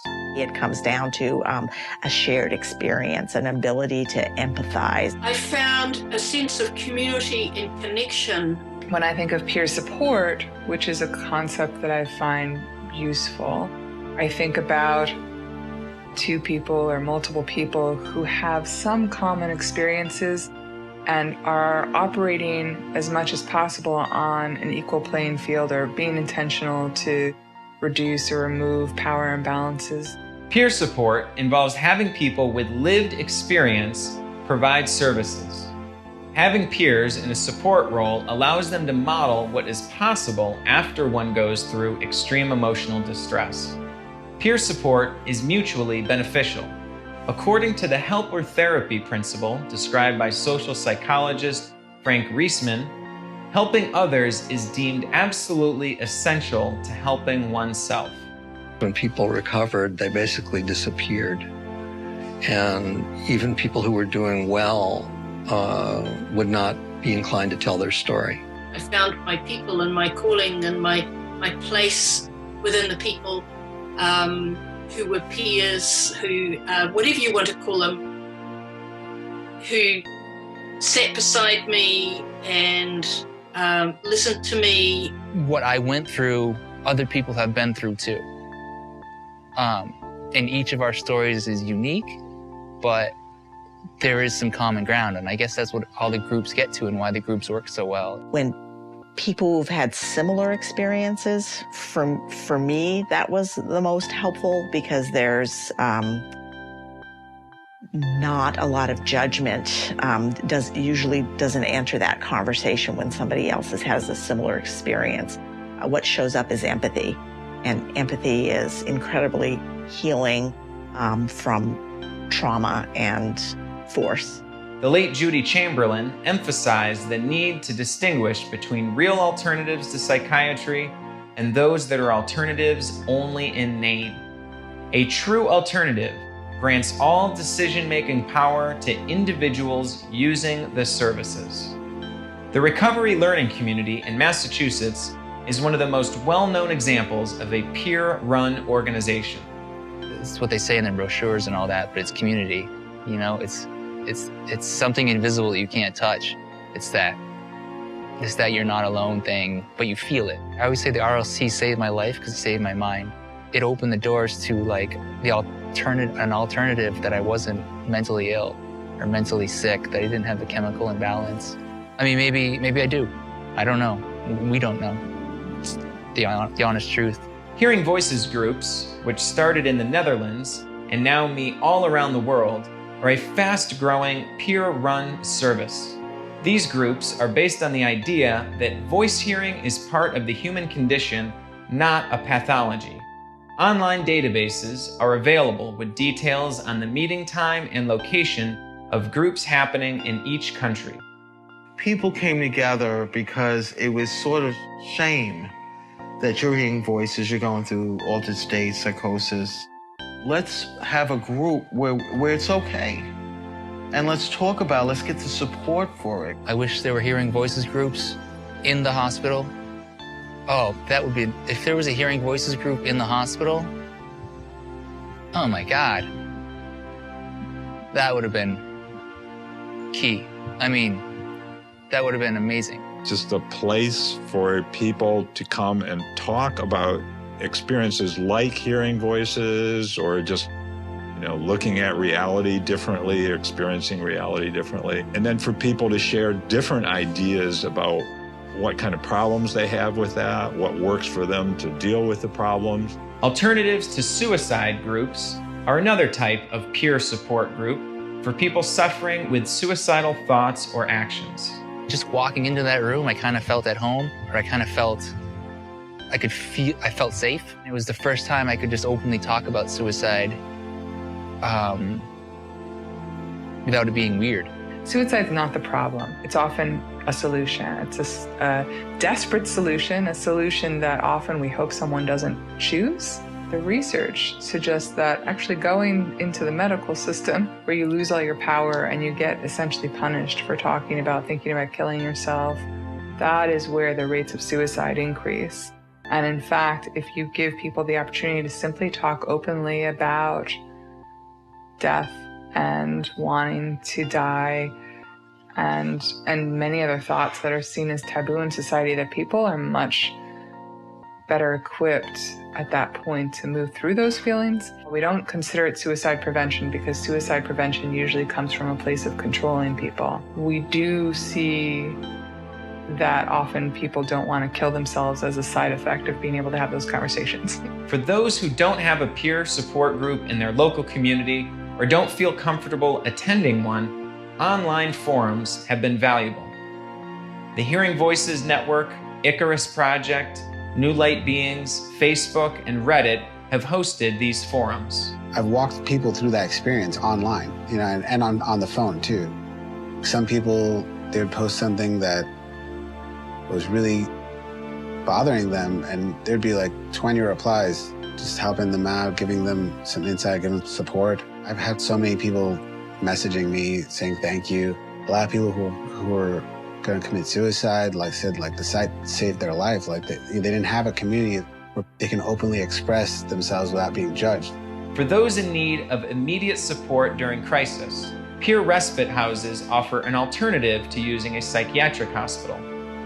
Although the number of research studies conducted on them is limited, given that peer respites are still in their early stages of development, the American Journal of Community Psychology published a randomized controlled trial in 2008 comparing peer respite to psychiatric hospitals.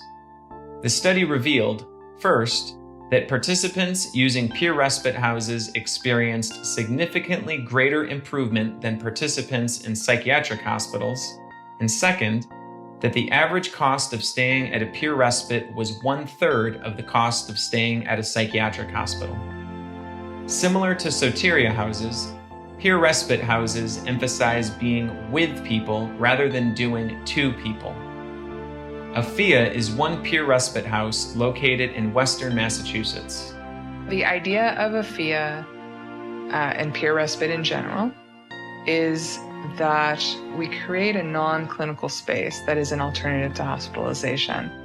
And in that alternative, people might get some of the pieces that they find useful in hospital without the negative and harmful pieces. I checked myself into AFIA. I left 5-6 days later, refreshed and together. It is a little 3-bedroom opportunity for 3 people at a time. You get to do art projects. You get to feel creative. Maybe you hang out and watch TV for a couple days. Maybe you sleep. Visits with family that were supervised or somewhat attenuated happened a lot at AFIA because you could work. You could go to work 5 days a week and not lose your job and know that you could come to a place and continue to have your breakthrough. I want a little AFIA in every neighborhood. Is such a compassionate alternative to a broken system. Concerns about the peer model have surfaced since the government began training and paying what are called certified peer specialists. Critics argue this professional title reinforces the medical model in what is supposed to be a non-authoritarian peer support system driven by lived experience. If we're not careful in peer-led movements, we're going to have hierarchy. My peer recovery job, I understand now, was contingent on me never having any kind of a thing that looked like a break again, and they certainly didn't want me to come back right away and talk about it. To ensure that peer support programs are deliberately organized, psychiatric survivors started an organization called Intentional Peer Support, which trains providers in how to form mutually supportive relationships. Rather than me being here to help you because you're sick and I'm an expert and therefore I know what you need, shifts the relationship to thinking about how can we learn together. I come with a worldview and you come up with a worldview. We can learn and grow together. You've got as much to offer me as I have to offer you. A conversation and a relationship really comes alive when both of our worldviews are visible. Sometimes those can be absolutely magical moments in a conversation. Suddenly you're not alone, you've been seen and heard. Now that we have seen how peer support has brought hope and wellness into our lives, our next segment will discuss how human connection played an important role in sparking a movement for social change.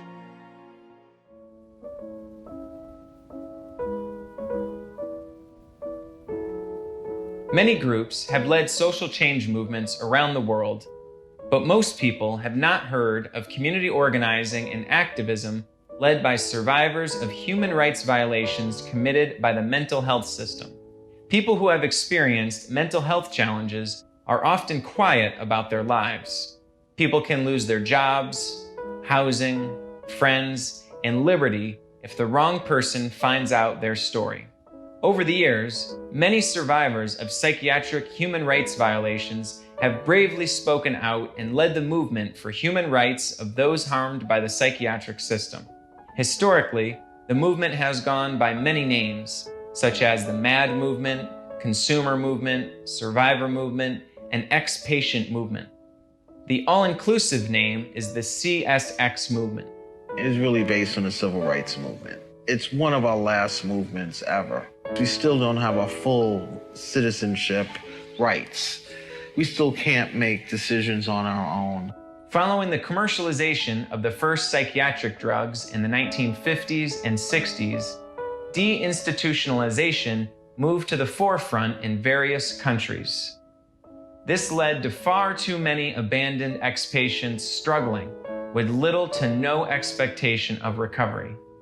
By the early 1970s, groups of ex-patients in the US started meeting to create spaces for peer support and political organizing.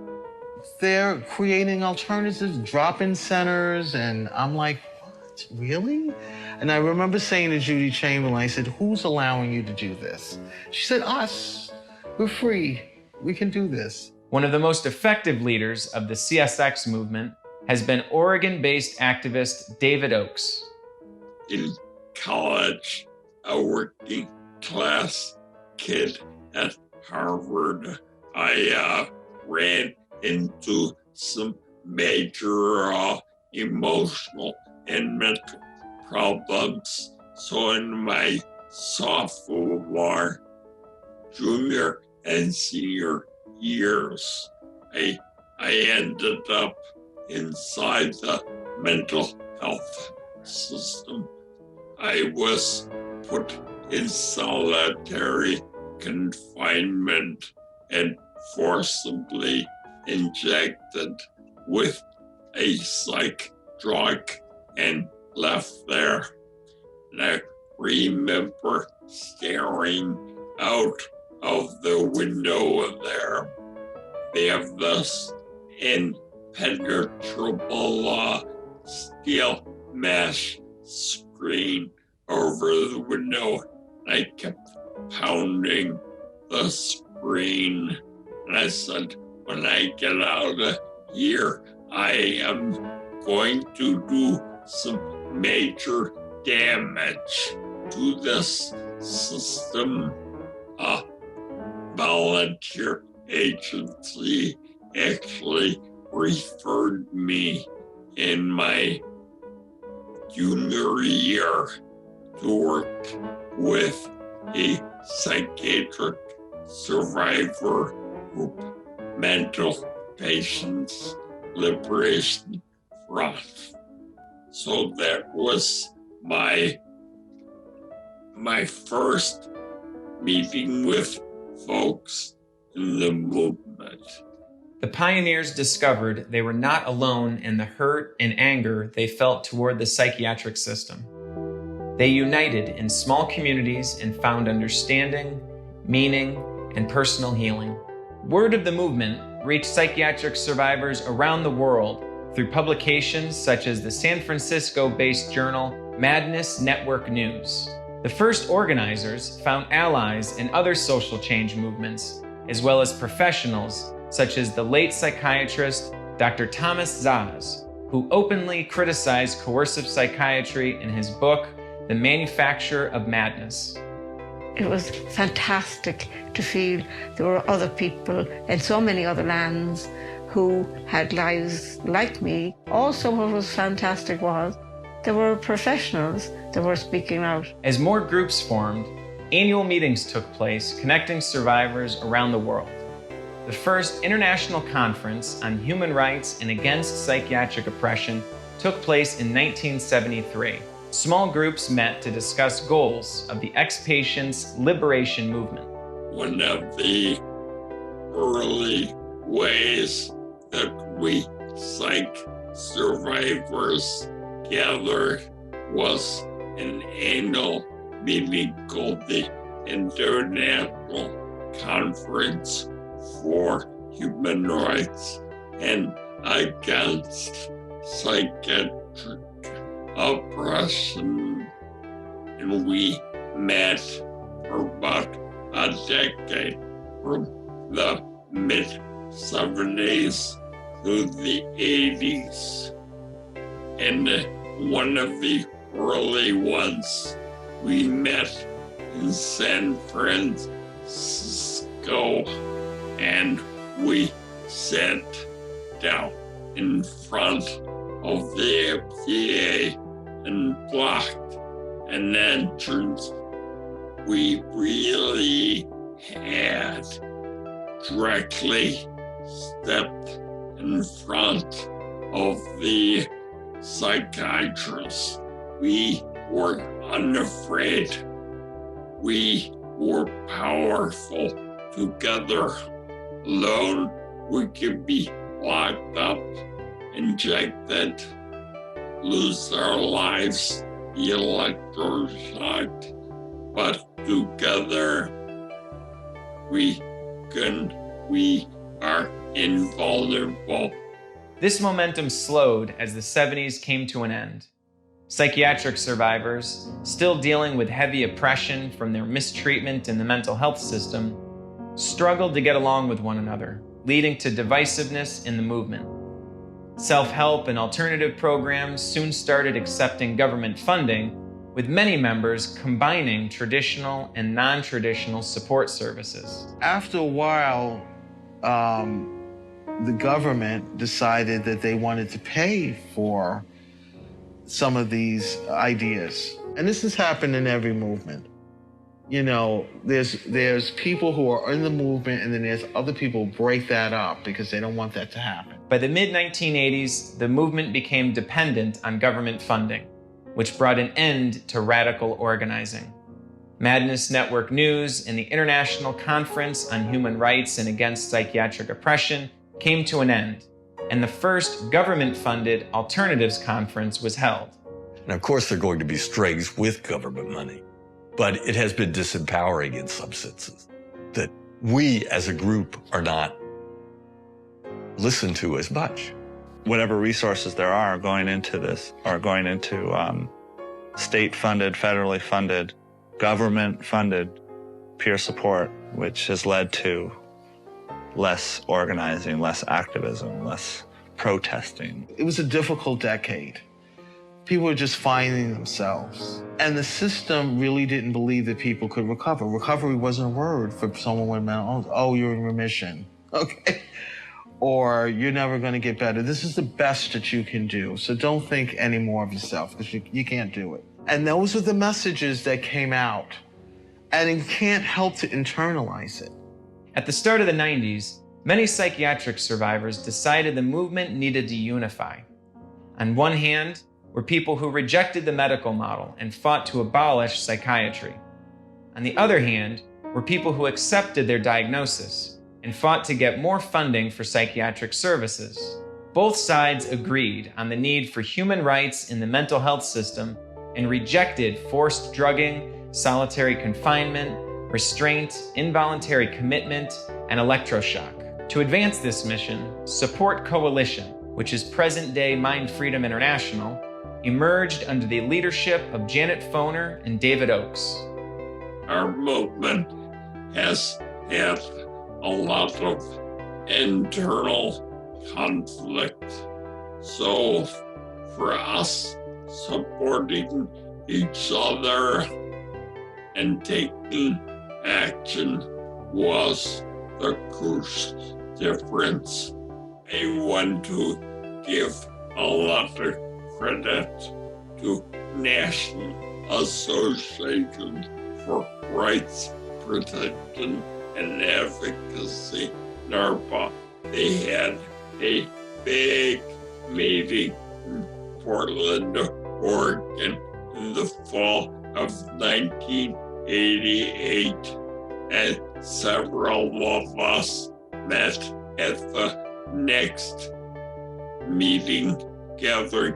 We brought a bunch of people together, activists, to discuss what to do, and we decided to hold a counter conference to the American Psychiatric Association in May 1990 in New York City, and we pulled it off. It was the beginning of Support Coalition. As the movement grew, Support Coalition organized a retreat in March of 2000 in an effort to form a more unified movement. 30 leading activists came together and devised the unanimous Highlander Statement of Concern and Call to Action. I was asked to go to a meeting at the Highlander Center, and this center is in Tennessee, and it's where Martin Luther King Jr. and Rosa Parks went to strategize about the civil rights movement. It was just really great. But when we were there, it was all psychiatric survivors. We were concerned the way the mental health system was going. It was going into involuntary commitment. So no more voluntary services that people might want to choose. Everything is going to be about force. The group of activists, called the Highlander 30, returned home at the end of the 3-day retreat feeling inspired and ready to act individually and collectively.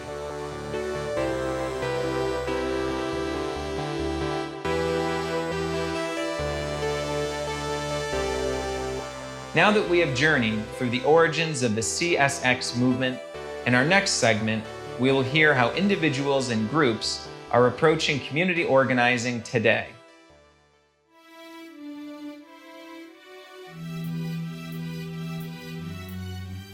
I wanted the world to know what happened to me. It was outrageous that this can happen to anyone, not just to me. I decided after I was forced injected and also forced hospitalized against my will that I needed to do something about this. It's my responsibility to take my anger, transform it into something positive that will help others who are struggling. Many psychiatric survivors arrive at the conclusion they want to change the system, but aren't sure where to begin. Mental health activism comes in many forms and can be overwhelming at first. The first piece that I wrote about it was in my school's student paper, and people were kind of attacking. And there was a random psychiatric survivor who, person like from our movement who somehow found this, in this like small student paper and commented and like defended me. I think there were a couple. I felt so grateful for that like, okay, even if the world sees this as this really controversial standpoint, there is this movement out there that's defending, my rights, and there are people who agree with me, and maybe one day I'll get to be a part of it. And then I was. Read survivor stories. Once you do that, it opens up a new world for you. And you can say, you know what, I want to volunteer and I want to do this. Look, I don't want to take on the whole world, but here's what I can do. My advice would just be to get connected. I think social media can be really great for that. There's a lot of Facebook groups for psychiatric survivors or survivors and victims of involuntary commitment. If it's safe and if you feel like you can, to share your story and to be out about it somehow. Yeah, you'll get pushback and people will be, it happened for your own good, and say these things, but you'll also, I think, get support and you'll get reached out to by people who have, similar experiences to yours and can relate, and feeling less alone is always a good thing. There are many ways to get started in the movement. Guidelines exist, but there's no right or wrong way to get organized. A good place to start is to pick a specific issue that's important to your community. Some advocacy groups focus on issues such as developing alternatives to involuntary treatment, ending involuntary treatment, and ensuring peers are involved in decision-making on state mental health policy. I created a self-help group, And I got like-minded people who were interested in alternatives and really focusing on their recovery beyond mental health. We started an organization called the Freedom Center. Well, actually, we didn't call it the Freedom Center at first. We called it Psychiatry Alternative Support Group. We had no idea what this was going to turn into. It started as a $500 grant. We started just meeting once a month in a church. And the first meeting, 5 people showed up. I started going to like these new age expos, and kind of like these spiritual gurus would have these workshops and stuff. So I'd print out a bunch of flyers, I'd hand it out, like, come join my social network. Started putting flyers out wherever I could, you know, developed a flyer that had fairly open language. Have you received these mental health services? Have you ever been in the hospital? Have you, just general questions about people's experiences that could fit no matter what words you were using to define yourself, and put them in coffee houses. We also sometimes have held community forums. Just, again, put out an open call to people who just want to come and talk about what useful supports would look like. So we've done that with suicide, we've done that with self-injury, a number of different topics. And sometimes those are good ways to start a group or have a group grow out. The other thing I've done is, like, over time, build up an email list of people that have an interest and stuff, so I can, email out to a lot of people and let them know what we're doing. We used to be able to meet in person more often. I miss that. Now it's, video conference, it's Facebook, it's social media. We usually meet at a disability resources center since people, the broader disability community faces similar issues. You just advertise something and you do it in a public setting, like in a coffee shop that has an area that you can meet in, and open it to the public, and anybody that wants that can come in and just talk about those experiences. We rented different spaces for different things. The meetings took place in one church, and the acupuncture clinic took place somewhere else, and the yoga. There was some overlap, but it all depended on what the space availability was. When we came together, we just wanted a place where people could talk freely. If you hated psychiatry, you could talk about it and not worry about getting locked up or drugged or whatever. If you loved your medication, then you could come and talk about how much you loved your medication. Look at both sides of a situation. Not necessarily to agree. You don't have to agree, but to let people have their own ways of looking at things and their own arguments. Because if you want to change everyone to your way of thinking, it doesn't really work. They can coexist and be friends with people who have completely different views. Not to say that it was easy, but it worked. Once groups of psychiatric survivors begin meeting and talking with one another, they start advocating for the ideas they generate together, which helps build their confidence as they face the challenges of approaching legislators and naysayers. They discover their problems are not caused by personal defects, but by the system itself. You can't do this work of activism without support. It's all about really looking at how you might be able to include more people in your framework and how you might be able to unite communities. And I would really encourage, especially if you're looking at partnering with the broader disability community, you might want to think about something like the social model of disability, which says that we're disabled by our societal circumstances and barriers and exclusion rather than something is wrong with any of us.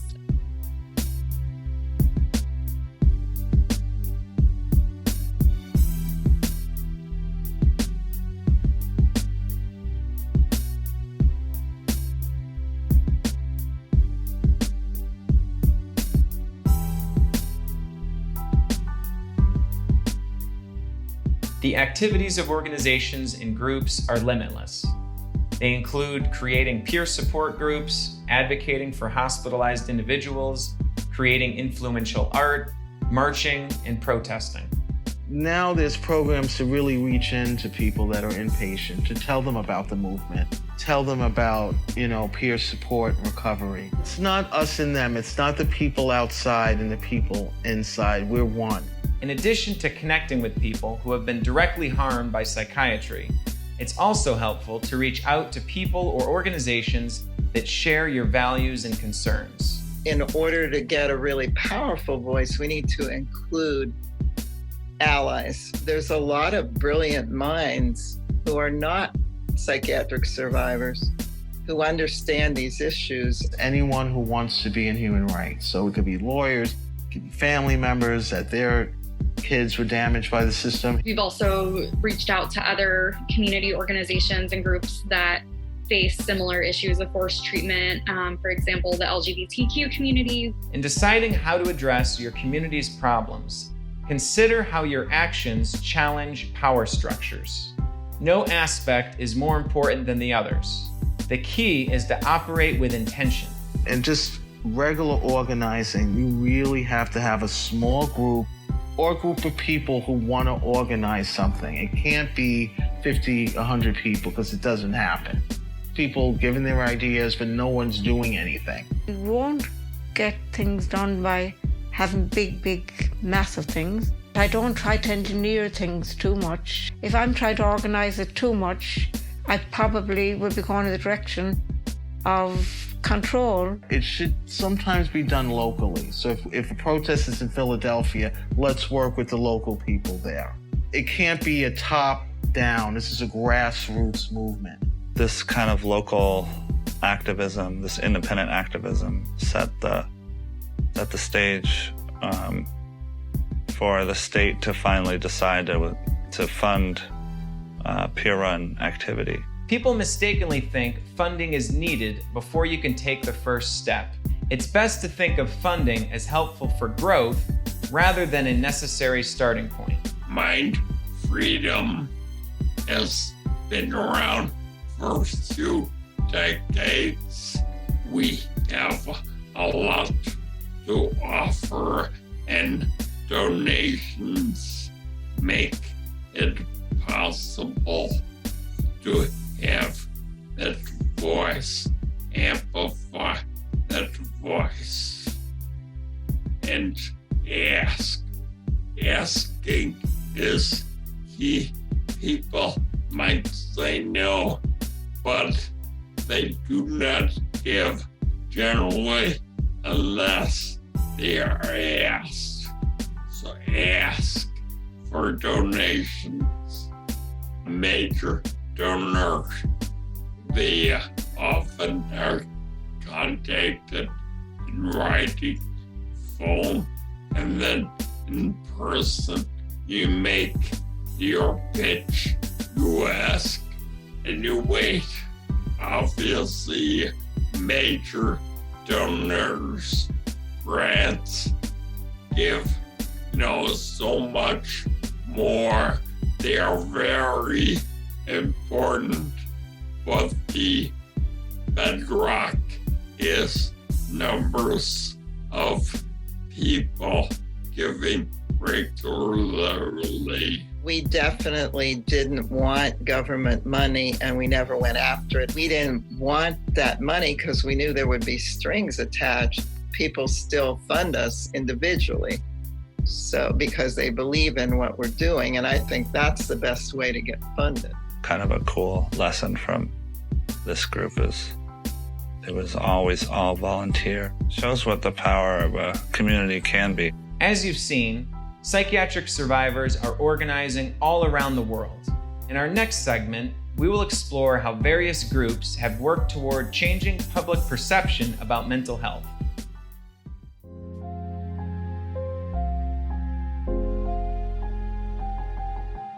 We want people to know we've been harmed.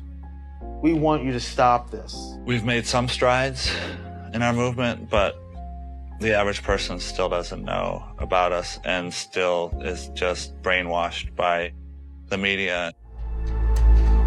Dr. Cohen, you're a licensed and certified psychiatrist who examined Jenna Miller? That's right. I met Miss Miller last week. What was your diagnosis? Jenna suffers from bipolar disorder. It's a medical condition caused by a neurochemical imbalance. It's a lifelong, incurable illness that can be treated with medication. To fight the misinformation that persists in our society, psychiatric survivors have mounted a campaign to educate the public. We're in this witch hunting, scapegoating atmosphere where people diagnosed with mental illness are the easy target for all this.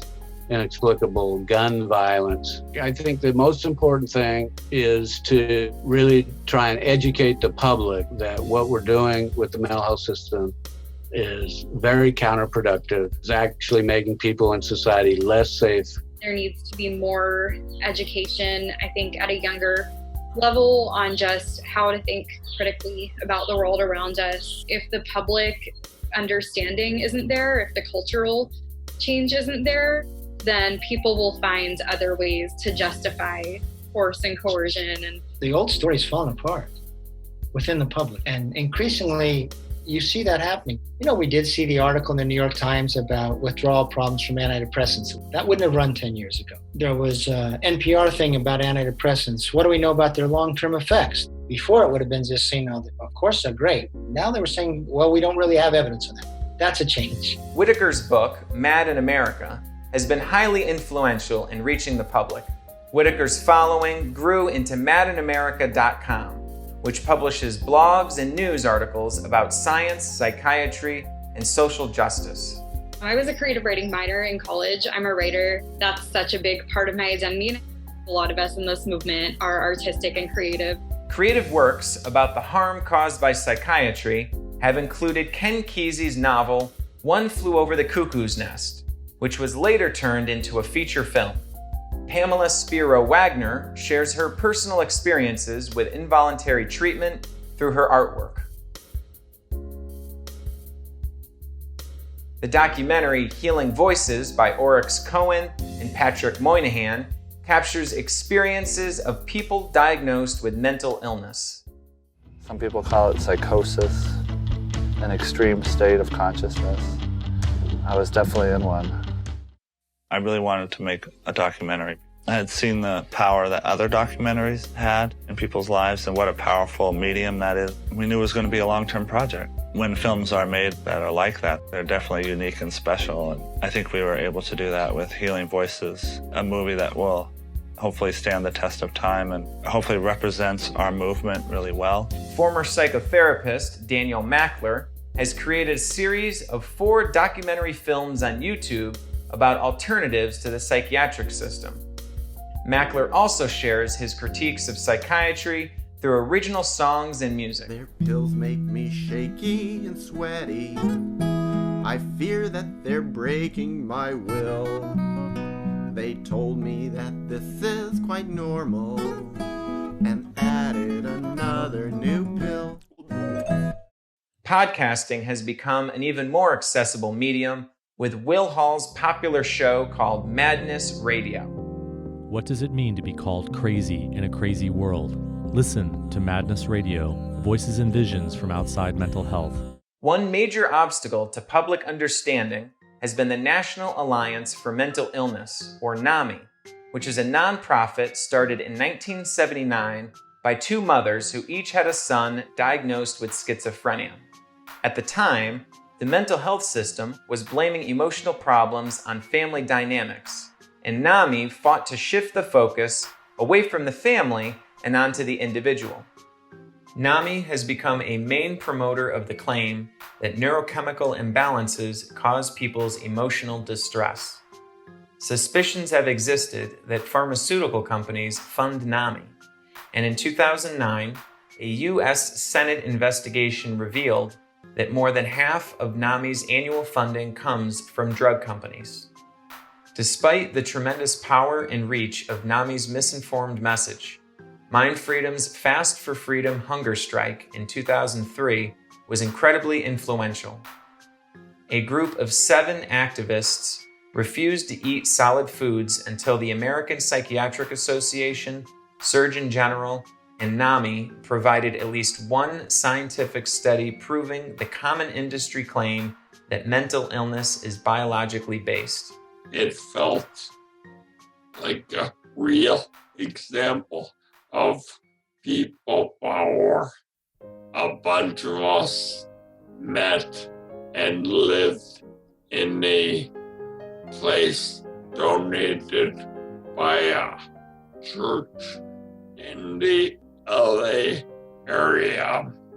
Plus, we were in touch with thousands of folks by the internet. Then we broke through to a few major media, and we reached a lot of people. The end result is that the APA admitted they do not have scientific proof of any biological cause of major mental health problems. The hunger strike was asking the general public to hear them and hear their reason and hear their sense of having been falsely told what was wrong with them. Psychiatry basically backed off. They no longer engaged with them. I honestly think that was part of the end to the public story of chemical imbalances. I think when they were shown by, a small group of people that are so used to being discounted that mighty psychiatry couldn't answer them, I think it really helped set the stage for a larger discounting of the chemical imbalance story. Bed pushes have also been a popular protesting tactic to bring attention to the harsh realities of psychiatry by using humor to educate the public. In a bed push, activists dress up and push a hospital bed through the streets with a mannequin strapped down in 4-point restraint. Bed pushes in the UK won national publicity on the BBC and then were done in Germany, Canada, and the US. While massive demonstrations like bed pushes and the hunger strike aim to reach international audiences, activists have found power in appealing to their local communities as well. We invited the community to come in to these activities. And those people who came in knew that this was put on by a bunch of quote-unquote crazy people. And so think about how that can change people's perceptions. If you can show the community, hey, we have things to offer, we have a lot of gifts to give to the community, and you wouldn't have this if it wasn't for our group. We believe in healing for the whole community. We're all together. That's how we destigmatize. One successful event to shift public perception is the annual Mad Pride March, which has taken place every July since 1993. The march started in Toronto and has now spread to London, Ghana, Vancouver, and Montpelier. I consider myself a Mad Pride activist or neurodiversity activist. So I consider those are paradigms that look at all of the different traits and characteristics and experiences that can be categorized as mental illness as just naturally occurring parts of the human experience. In July 2014, Mad Pride Day was extended to an entire week of activity as it became part of Creative Maladjustment Week, inspired by Martin Luther King Jr., who was proud to be what psychologists labeled as maladjusted. As King wrote in his book, Strength to Love, the salvation of the world lies in the hands of the creatively maladjusted. It's a way of being proud of yourself as a mad person, a crazy person in this world that is maladjusted. That I'm just going to express myself and be who I am and show people this is me. Changing public perception is the first step in shifting our culture. In our next segment, we will explore how the CSX movement has won tangible victories in improving the mental health system.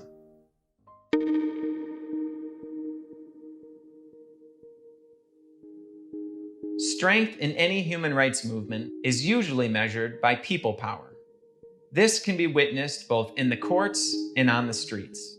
Protests against psychiatric oppression have taken place around the world. Worldwide electroshock rallies organized by MindFreedom Ireland call to abolish shock treatment, in which seizures are electrically induced in people diagnosed with mental illness. Activists hold these rallies every May around Mother's Day to emphasize that twice as many women receive electroshock than men. Protests of the American Psychiatric Association take place outside its annual meeting, holding psychiatrists accountable for the harms of forced treatment. You go 374 labels right there with the DSM. These labels have destroyed more human spirits and souls than any cure. My name's Megan. This is on me. I am a person, not a diagnosis, and I have a voice. You nearly cost me my life, my education, and the day I stop apologizing for myself is right now. A lot of people don't like direct action because they don't want to be arrested or they don't want to be seen.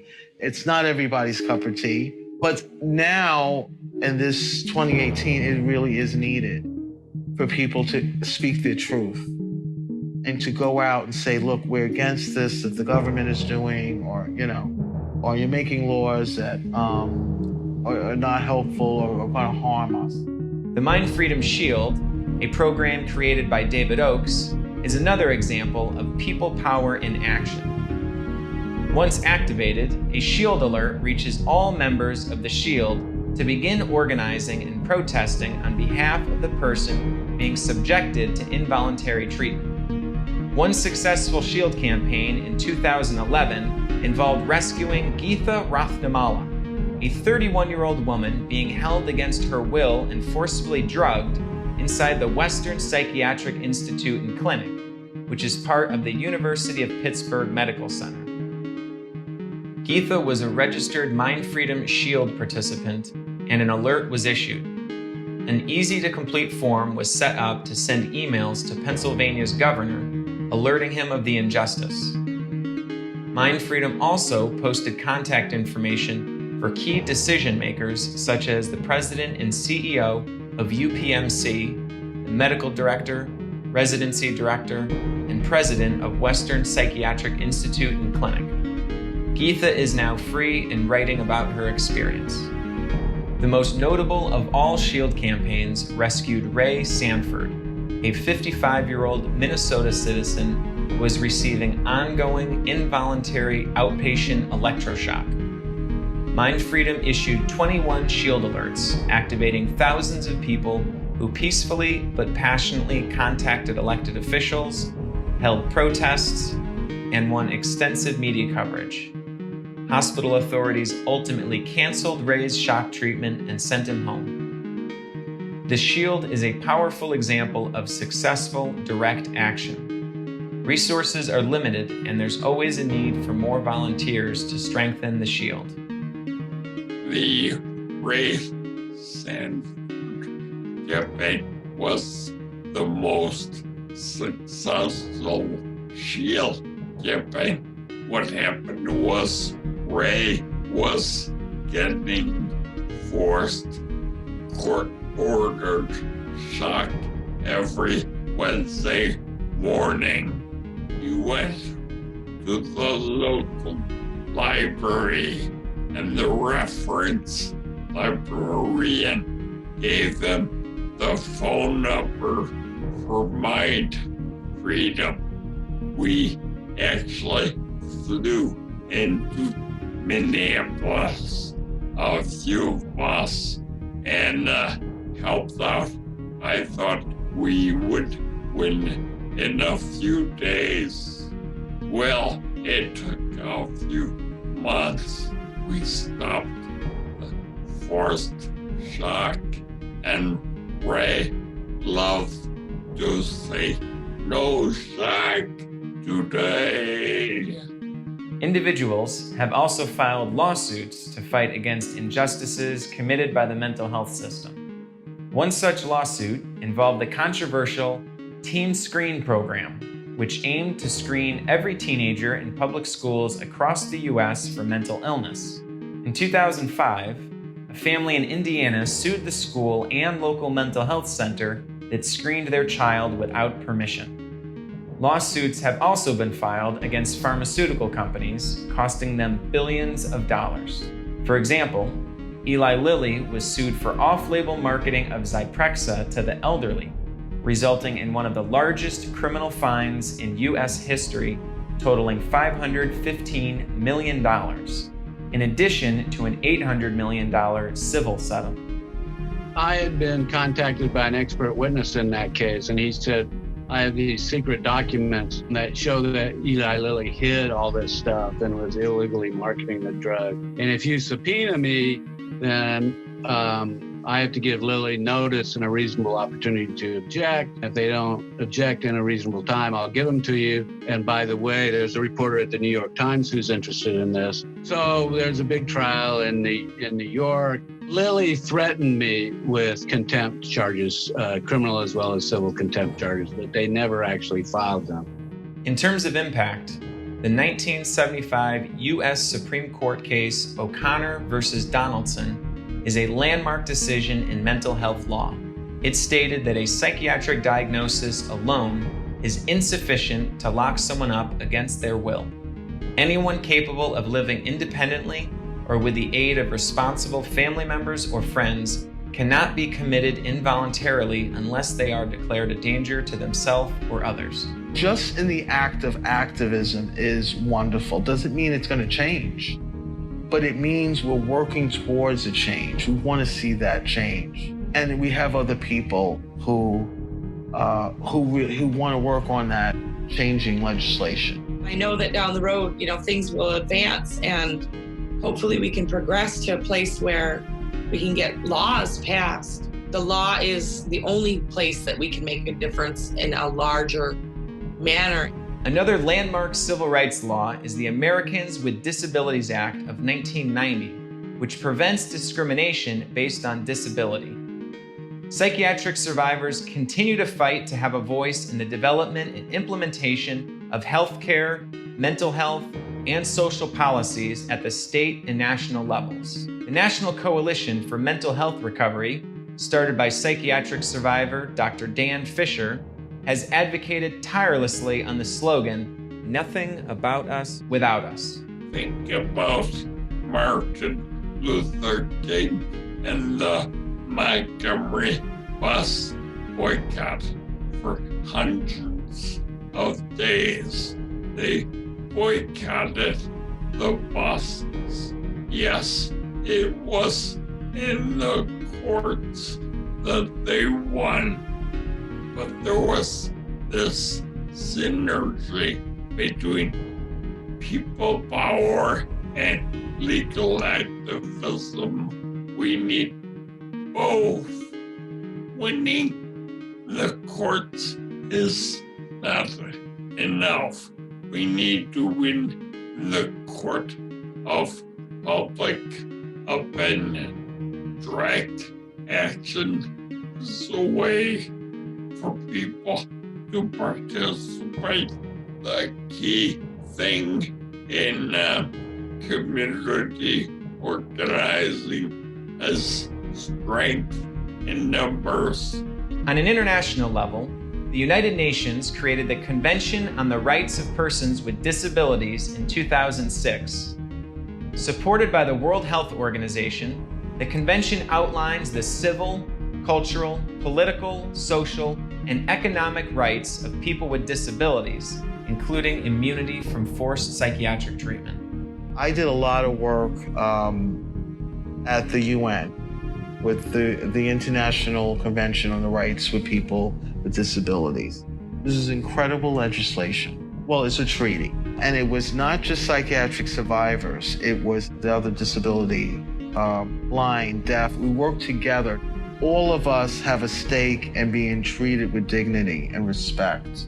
A special rapporteur for the UN advised that countries must scrutinize their use of electroconvulsive therapy, forced psychiatric drugging, seclusion, restraint, and forced outpatient treatment. The UN declared that forced psychiatric treatment is a form of torture and should be abolished. At the beginning of Voices for Choices, we set the intention to break the silence, connect, heal, and organize to drive a nonviolent revolution in the mental health system. We have journeyed together to uncover what mental illness is, what involuntary psychiatric treatment looks like, and how survivors are taking back control of their lives. Has the mental health system harmed you or someone you care about? You are not alone. You don't have to go it alone. There is a movement. Join us. We're here when you're ready.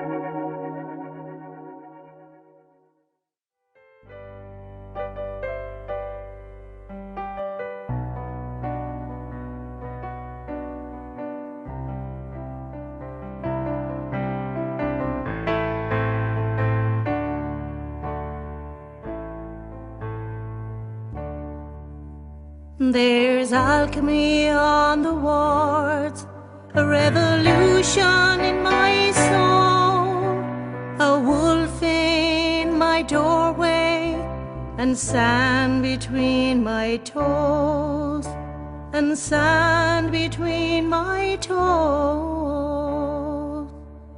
There's a lover in my heart, and children at my feet, a mad woman in every woman.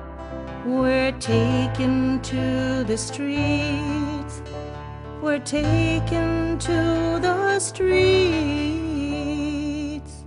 We're meeting at the front line. Do we have to go to war? All we want is change, a new way. All we want is love, not force.